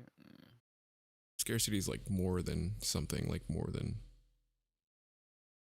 one thing. Authority, no. Urgency, no. Familiarity. I'd say C too. What? Scarcity? How? Scarcity in the context of social. Oh, in the context of social engineering. So it'd be familiar. I think familiarity here means that they are well aware or well known. So familiarity refers to an attacker leveraging a relationship or knowledge of the victim's personal information to gain their trust. Question was, engineering exploits the victim knowledge about uncommon attacks to gain. I mean, I would still say C. So let's see why it's B. Scarcity in the context and the social engineering refers to exploitation of the victim. Oh, so that's literally the answer. Okay. So there's no like interpreting it. This is what it is. I think we just interpreted it wrong. Yeah. Refers to exploitation of the victim's lack of knowledge about uncommon and rare attacks. Got it. I mean, okay. So the way I was seeing scarcity was like more than one thing. Not. I was seeing it more in like a non cybersecurity logic. But yeah, there it is. What is the name of the standard used to send log files? Wait. We had this one, right? Said that, yeah. Let's see. Okay, that was weird. What is machine learning and cybersecurity? Wait, we had this too. No? Oh, this one was before me if you had it. No, we didn't get it. What is a machine learning? An algorithmic approach that detects threats by monitoring a network, a type of AI that uses predefined set of rules to identify. So B or D, because machine learning is like AI. It's artificial intelligence, right? Because it's a machine. So algorithmic is AI, or at least it can be AI, but it's not AI. And machine learning is AI. Yeah. Artificial intelligence. But the root of AI is algorithmic. So if we're looking for like the root, it would be an algorithmic approach that detects threats by monitoring a network's activity. But in the context of cybersecurity, a type of AI that uses predefined set of rules to identify and block threats. What is like machine learning in cybersecurity? Is that because to me, I almost think like labs, but I feel like that's not it. I'm not sure either. But that very well could be it, and if so, that would be. I'm kind of leaning towards C, but at the same time, I'm not really sure what machine learning in an approach that uses previous data sets to create models that help identify and prevent threats. Yeah, I mean, I could see that as well. I was thinking, okay, you know what? I'll say C as well. Machine learning, cybersecurity. Yeah, data sets. You make that through machine learning. I could see that. Let's roll with C. Good shit, dude. There's a subset algorithm. Yes, but like you see how it's all kind of the same answer. Like this involves using algorithms. D You really mentions just gotta slow down and look at all the context clues. Exactly. That's the key. All right, you can go ahead and read this one. In the context of cryptanalysis, what is the primary objective of a known plain text attack? Common objective: to recover a secret key by analyzing encrypted communications without knowledge of the plain text, to crack password hashes, and pre-computing the output of cryptographic hash functions to reveal further secret information such as secret keys and codes books by having access to both plain text and ciphertext to flood a network with requests to compromise its security. Well, to me, if plain text would mean it's plain text, so there wouldn't be any keys.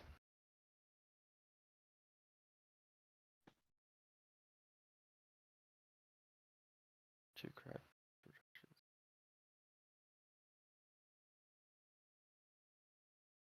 Gotta do a little research for this one.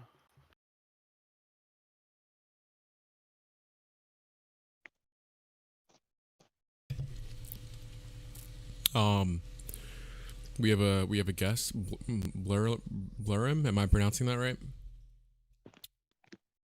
Yes, my name is Babe, right? Blurim.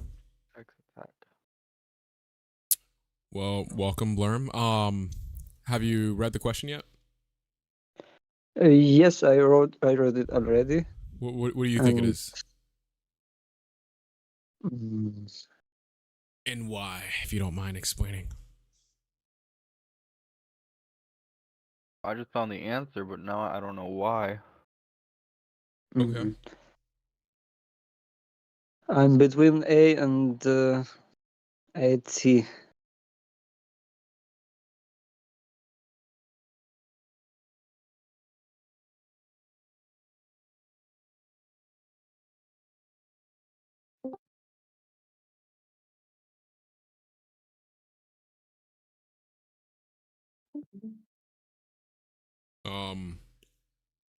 So Blurim, you think it's C? Yeah, what's going on, Cat? Hey, what's up? I think it's C. Yeah, I'm much. We're still at it. Just about done, I think. 36 questions left. You think it's C? Why do you think it's C?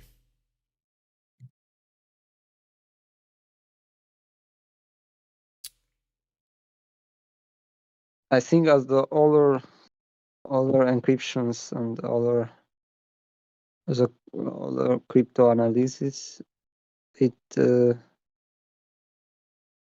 I don't have the technical knowledge, but I it's just a guess, and I think to me makes a lot more sense the C alternative. So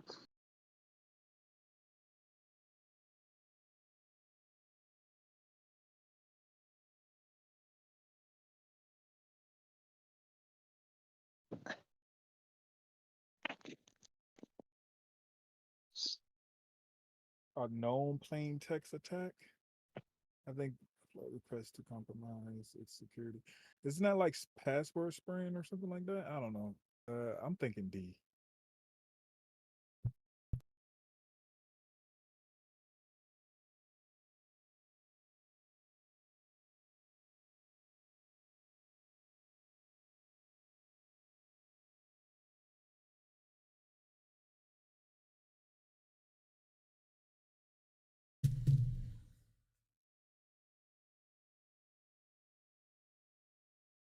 D2. I'm thinking C because it says a known plain text attack is where the attacker has access to both plain text and encrypted version, so ciphertext. I could But see C as well. have no idea why that I can't is. really give you an explanation, but Yeah, we'll just treat it. yeah. So to reveal further secret information such as secret keys and code books by having access to both plaintext and ciphertext. In a known plaintext attack, the attacker has access to both plaintext and ciphertext. The attacker can use this information to reveal further secret information such as a secret key and code books. Okay. Why did they just call it a plain text attack? It's cipher and plain text. I guess just because it's a cipher text as well. In a known plain text attack, the attacker has access to both plain text and ciphertext. What is a ciphertext? It's an encrypted text. And a plain text is what exactly? I think not encrypted. It's just a clear text. So a clear text, and then cipher is a unclear text.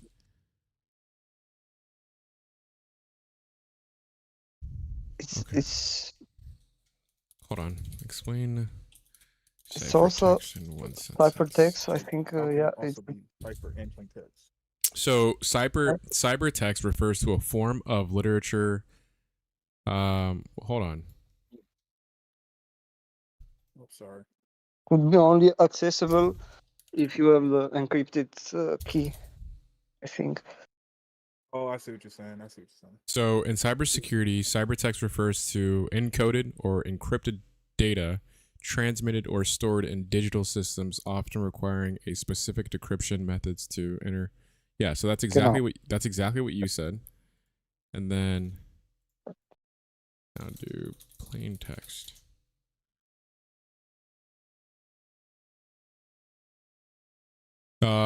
Right. So plain text refers to unencrypted and easily readable data or text that can be accessed and understood without the need for decryption or special coding.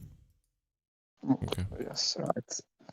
So it's not always just text. It's also it's unencrypted data as well. So it could be like very important text, I guess. Right. Also could be other type of data, not only text. I think. Yeah, that's true.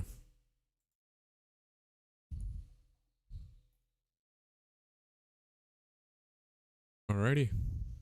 Let's move on. What is a downgrade attack?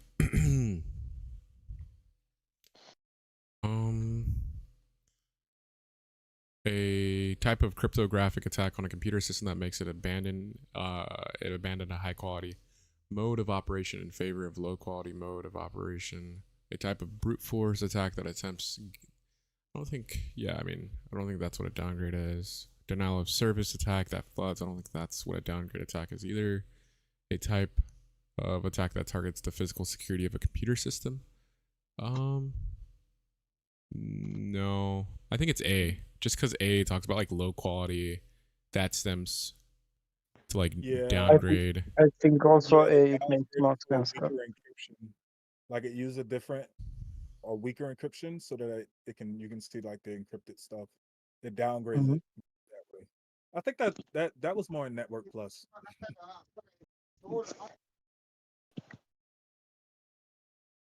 Okay.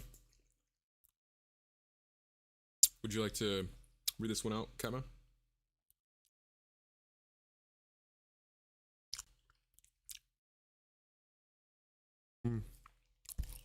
What about you, Blair? You want to read this one? Yes, I can read. So which of the following is the standard way to send log files from different devices to a central repository in a security information and event management device? SEAM. The first alternative A is TCP/IP protocol, HTTP protocol, syslog format, and D is SMTP protocol. I don't know. What do you guys think? So, which of the following is the standard way to send log files from different devices to a central repository in a security information? Yeah. So, TCP. It's not much on logs. HTTP, that's like don't DNS. It's not really security information, event management. Systems log format. That's system administrator. I mean, work syslog. I mean, it's pretty much within the name in of itself. Log, right? So yeah. systems log, SMTP. That's like email messaging. Not much of security informations or anything like that. So it would be C. Okay. Yeah. Yes, seems right. Yes. You can read that one too. Which of the following statements best describe the impersonation method in social engineering attacks? Impersonation attacks always involve emails or phone calls. Rely on people's trust and involve the attackers playing a known role to the user. Attacks only target the technical vulnerabilities of a security system, and attacks do not require any preparation or planning. Trust. Playing a known role to the user.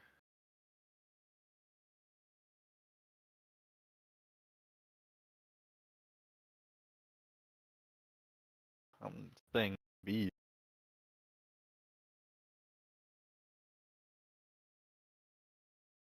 Impersonation.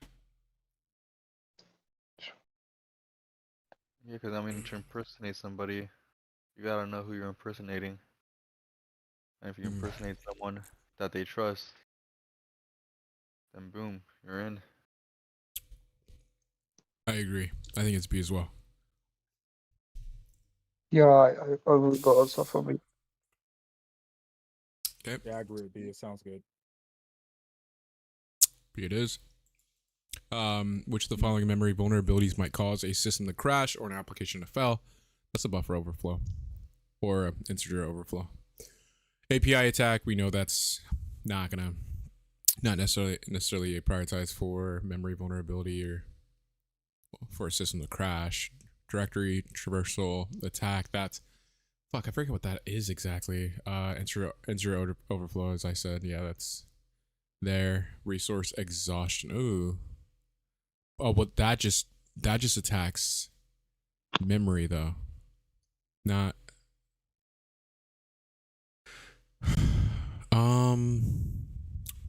Yeah, this is a tricky one. It's either C or D. But I'm leaning more towards C. I don't know which one. I can't remember which one makes it like shut off though, because you get the blue screen of death. I will go for integer overflow also for C. Yeah, just because it's like, yeah, I would say C too. I think resource exhaustion. Oh. Yeah, I mean, it could be resource exhaustion though. But no, I'd go with C, final answer. Okay. What is a integer overflow? What do you think? As far as I'm concerned, an integer overflow is basically like a buffer overflow. But an integer is more, it's handled a little differently, but basically it's like the same result. And a buffer overflow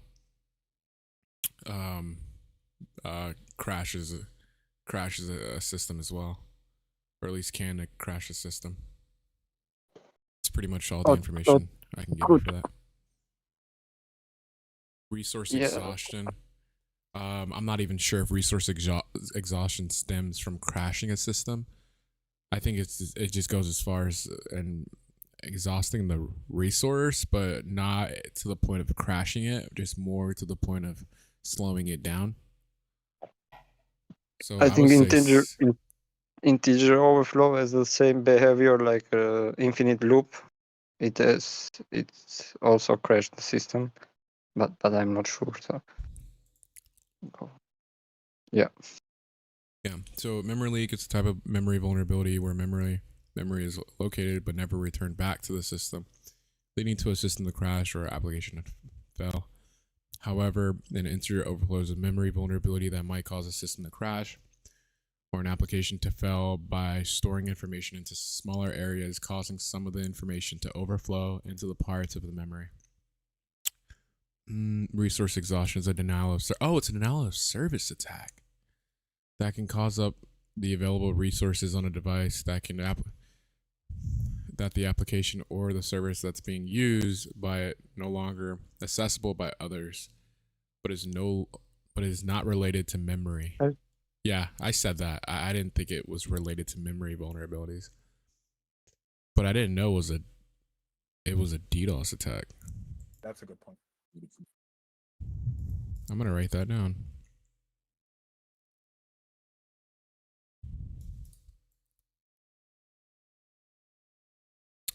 I'm gonna also take all this too. This gives like a really good in-depth explanation on integer overflow.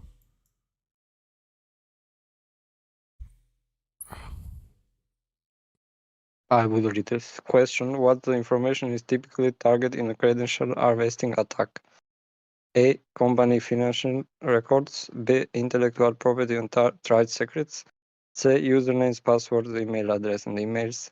D. Customer personal information such as addresses and phone numbers.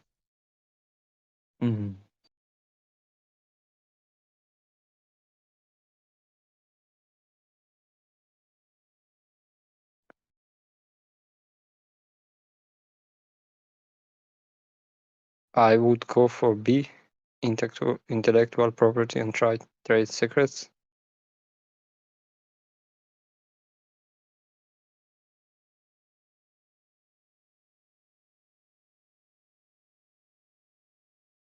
What do you guys think? I think it's C. Username, password, email addresses, and emails. Well, yeah.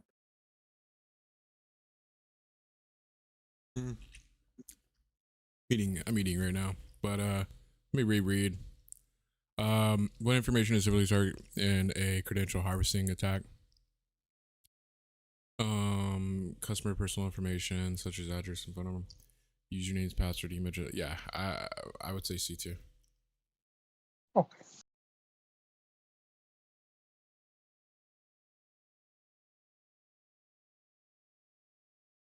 Okay. If all of us gave answers, we can show the answer, I think. C, yeah, C is right. Username, passwords, email address, and email credential harvesting is an approach used by hackers to gain unauthorized access to an organization credentials, which often includes username, passwords, email address, and emails. Yes, right. Okay. Which of the following is a key benefit of using a security information event management device? Collecting information only a few devices on the net. Storing data for a short period of time. Well, hold on, let me break that down. Collecting information from only a few devices on the network. That's not really the key benefit. Storing data for a short period of time to save on a storage space. I don't think that's key either, but it does definitely stem from the key. Correlating data from different devices to identify events occurring on the network definitely sounds about right. Manually configuring firewall rules and email. No, I'd say C.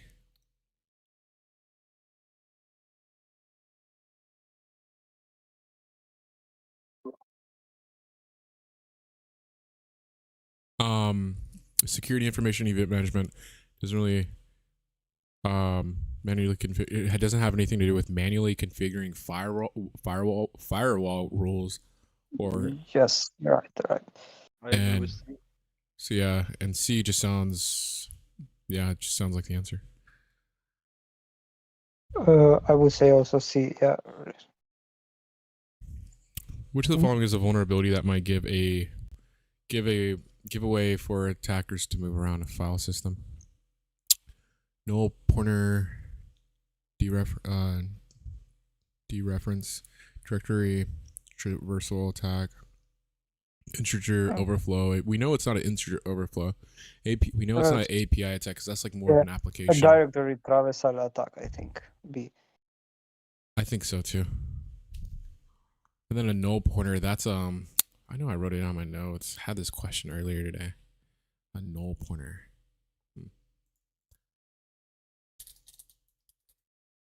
I didn't write the damn question down. But yeah, it's definitely not A either. So yeah, I would say directory traversal attack as well. Yep. A directory traversal.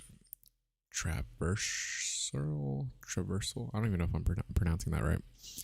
Attack allows attackers to read from different parts of a server, even areas of the server where normally they should not have access. Damn. Don't want to be caught in that.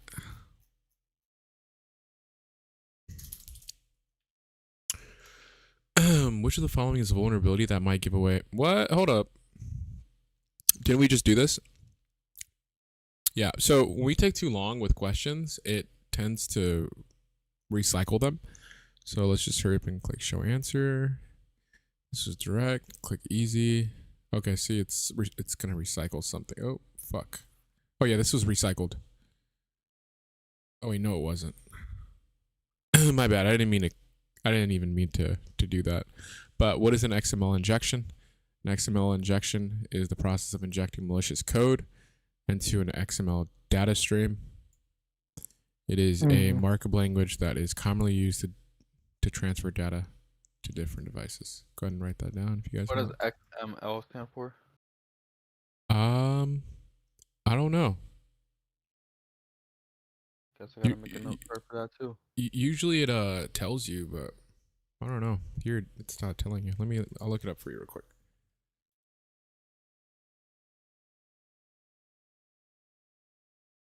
Extra markup language. I don't know if I'm right. Extensible markup language. Yeah. Yeah. Yes. All right. Why is it doing that?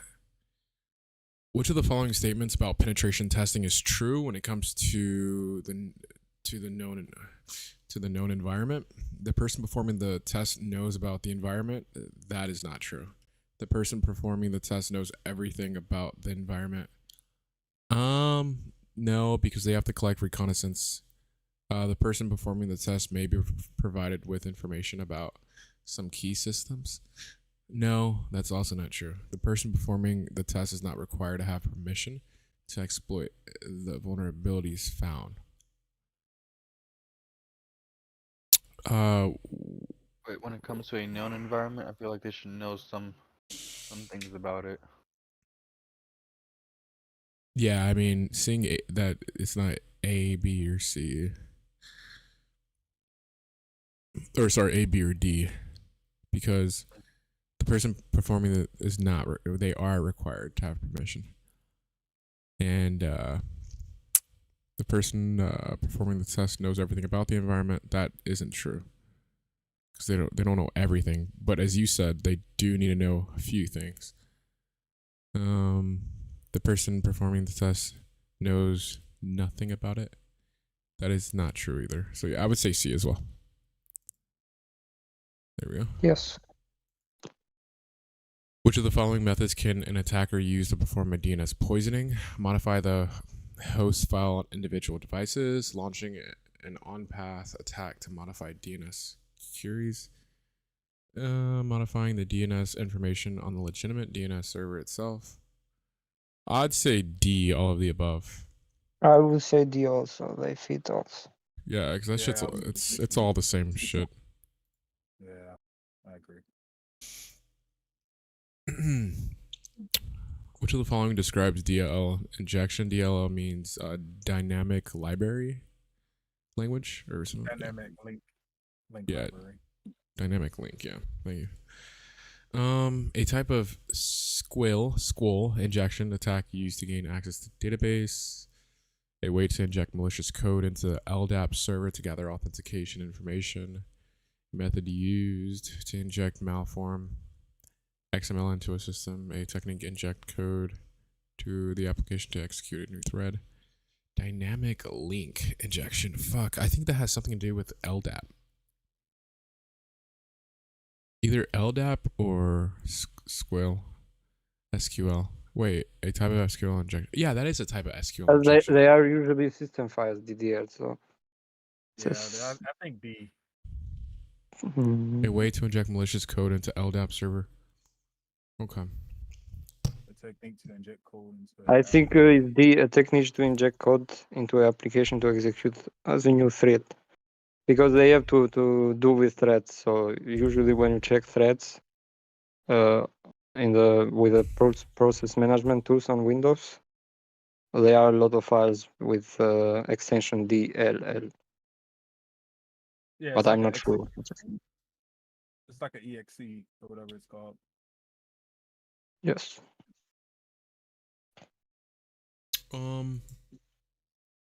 Nice.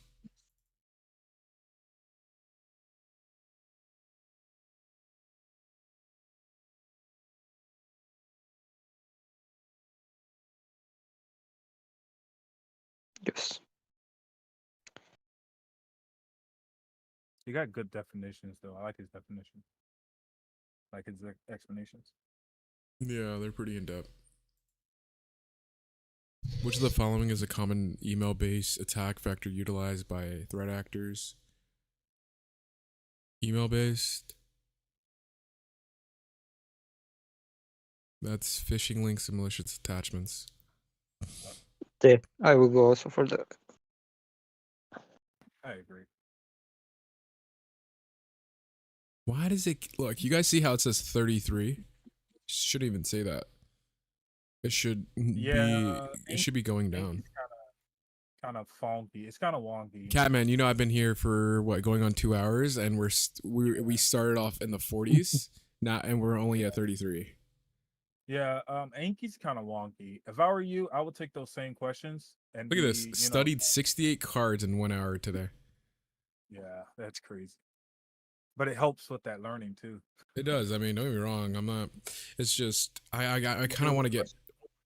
I want to repay Josh McIndoe for all his help, and I feel like the best way in doing that is, completing his whole like flashcards. But it's a little difficult to do that when they keep repeating the damn cards. Yeah, and it resets after a couple days too. Yeah, that's why I'm trying to hurry up and get them done. All right. I don't know. Maybe it's a good thing, like you said.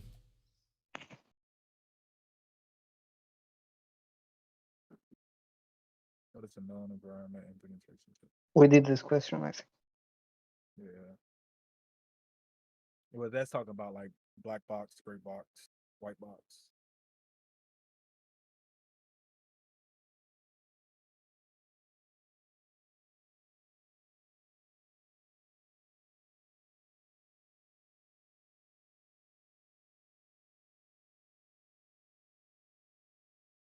Oh, what was I doing?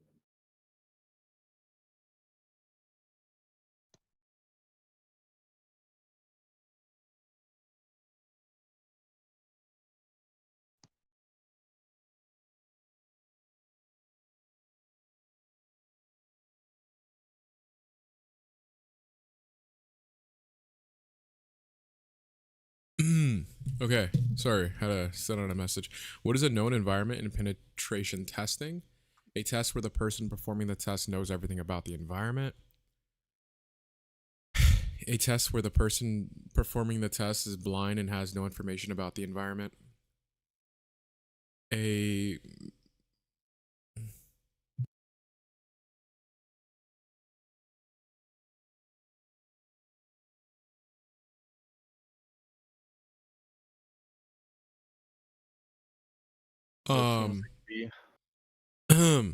yeah, I was contemplating there.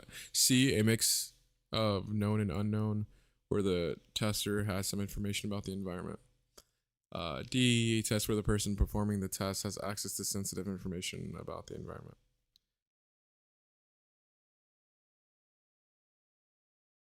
It's a known environment in penetration.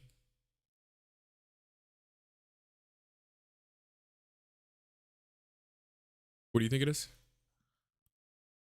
B says has no information about the environment.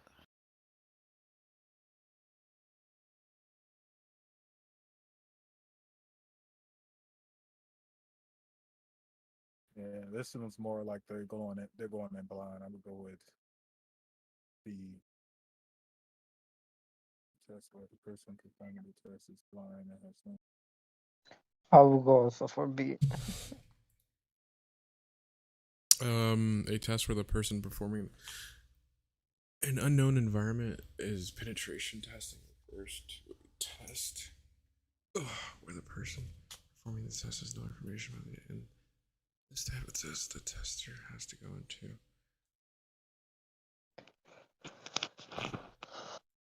Okay, which of the following is a denial of service attack that can be often begun by a single device over low bandwidth? Low bandwidth. So what does that mean, low bandwidth? So basically, low like connection. So for instance, right, if you go to like test my Wi-Fi on Google, it will show you your bandwidth, like you know, your download and upload data. That's your bandwidth. Low data transfer rate, I think. The speed. And depending on how low your upload and download speed is, will result in whether or not you have low bandwidth. The lower it is, the easier it is to, you know, deny you of service. Does that make sense? Yes. Like, because the more data you have, so like the stronger your internet speed is, it's really just like, think of bandwidth as internet speed. The more download and upload speed you have, the stronger your bandwidth is, and a result, if we're talking about like a singular DDoS attack, targeted to your internet provider, it'd be a little harder to hit you off, because when you think of a DDoS attack, when it comes to attacking someone's internet, that in of itself is just flooding your bandwidth, which is packets, with other packets to ultimately disrupt that service, causing a denial of service.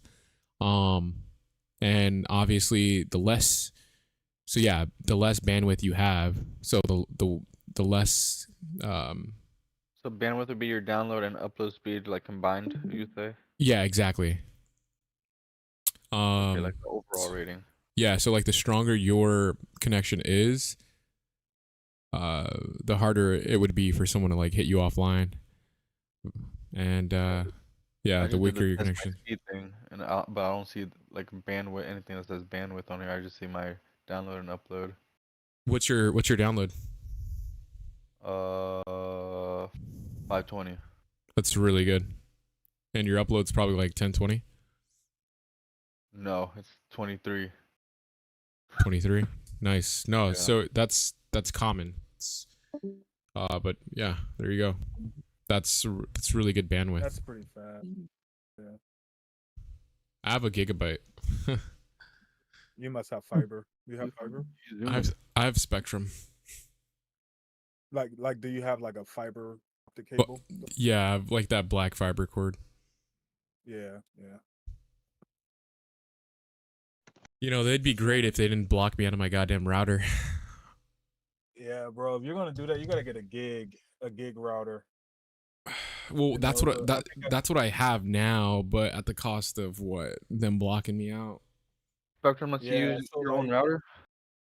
The ones that you have, you're not gonna get the same speed if you get one that only max out at 500. Yeah, so the one you linked me, it's compatible with the 1 gigabytes, right? Or a gig? No, those are compatible with 500. So I'll find some for you for 1 gig, because that's what I was trying to say. Like if you get one that's 500, your internet speed's gonna be only 500. You want to get one with the 1 gig, so you can get the speeds that you pay for. Yeah, if you don't mind. Yeah. 1 second. So which of the following denial of service attack can often be done by a single device, or low bandwidth? Not API attack, integer overflow. I would probably memory leak, no. DHCP starvation, dynamic host I'm just gonna go with B because overflow, integer overflow to me just sounds like It has something to, yeah, it has everything to do with packets. So yeah, I would say B too. I would say B also. Yeah. Oh, Mm. what? Oh, DHCP starvation? Dynamic. What? How's okay? So DH. Oh, because it has starvation in it. So and DHCP is like your home shit. So DHCP starvation attack is a denial of service attack that can be performed by a single device and involves flooding a network with IP address requests.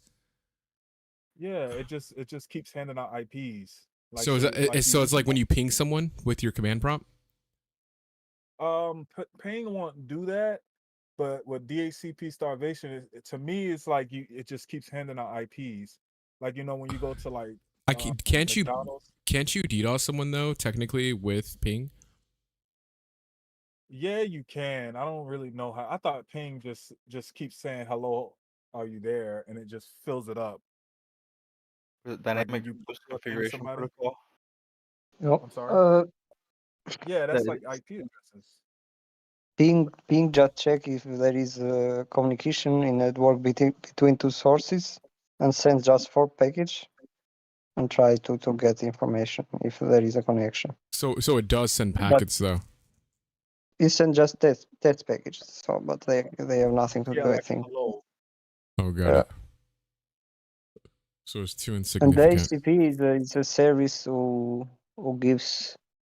Also, when we are talking about the server and clients, it's configured on the servers and gives to the rest of the connected computers. It provides the IP so they can IP connect address. on the network. Yeah. Yeah, and that's what people were doing McDonald's, where they were opening up the DHCP, and just everybody who rolled by just got an IP address, and they would just fill it up real quick. Yes. I think like McDonald's and Starbucks is like the best way of getting your information compromised. Yeah, that's why they put a captive portal on them now. Nice. So like you have to have like you have to log into a captive portal, and then when you leave, it deletes the IP address, and when you come back, you log back in again. I don't even think that's enough. Which of the following statements about encryption is true? Encryption is only necessary for data stored on hard drive. That's not true. All encryption protocols are equally strong and effective. That's not true. Weak encryption can be easily cracked by attackers. That is true. Encryption is not important for data transmitted over wireless networks. C. Yeah, you guys all would have got that anyway, so I'm just going to move on so that way I don't repeat. Oh, I guess I'm going to have to repeat the question still for some reason. What is the primary reason fileless malware is difficult to detect and counteract? It relies on social no. It is always encrypted and hidden within other files. It exists exclusively in a computer memory and does not write to the hard drive. It is only active when the users. I think it's C. Yeah, I think it's. I remember it being. I will remember go being for B, but maybe. I remember a fileless malware being something like something you're not able to see. Like the RAM, right? Yeah, it like sits in your RAM. Something like that. I'll say C. So yeah, it exists exclusively in a computer memory and does not. Oh yeah. You were completely correct in RAM space. Fileless malware exists exclusively. Blah blah. Okay. Which of the following is a type of penetration testing where the person performing the test knows about everything about the environment? Blind testing, no. Double blind testing, how? Partially known environment testing. Full disclosure testing. It could be D. Full disclosure was. Yeah, I D. Yeah, I mean, sounds the best. Yeah, it does. Which of the following statements is true about Trojans? They propagate themselves by injecting their code into other files. True. They can only spread through email attachments. Not true. They mislead users about their true intent. That's also true. They mislead users about their true intent. Yeah, that's true. They always act as ransomware. No, that's not true. Yeah, so I'll say C. A or C, but C sounds a little bit better because they're always, I know Trojans misleading. Yeah. Also the name Trojan, so they are misled users. Yeah, so C. Damn, look, it's still not even knocking off. Doesn't even matter how fast I go. These cards are not. Which of the following methods can be used by an attacker to poison a DNS server? I mean, bro, we had this one before. I know we did. Modifying the host, performing on-path attacks to modify the query sent, modifying DNS information on the legitimate DNS server itself, gaining access to the domains, registers, count. Did we have this one actually? Well, you've been on longer than all of us, so maybe. Yeah, that is true. I forget. Yeah, I don't think we had this one. I don't think, as I was, I think we did have it. I think we did have it. I just forgot what it was, but that's good. Oh yeah, we did have this. So this is when I first. Yes, right. Yeah. Which of the following methods can be used by an attacker to poison a DNS? Modifying the host file on each individual device. C. I remember it was C. Modifying the DNS. Yeah, it is C. Yeah, I remember now too. Yep, C. Dude, look, if we're still at 31. I'm getting so tired, you guys. I've been on for like 3 hours. I think I'm gonna get off. No worries, man. Appreciate it. It's not even chopping down, dude. That shit is so annoying. Which of the? I'll do one more. All right, let's at least try to get it to 31. Or sorry, 30, and I'll get off because it's been at 31 for 4 fucking questions now.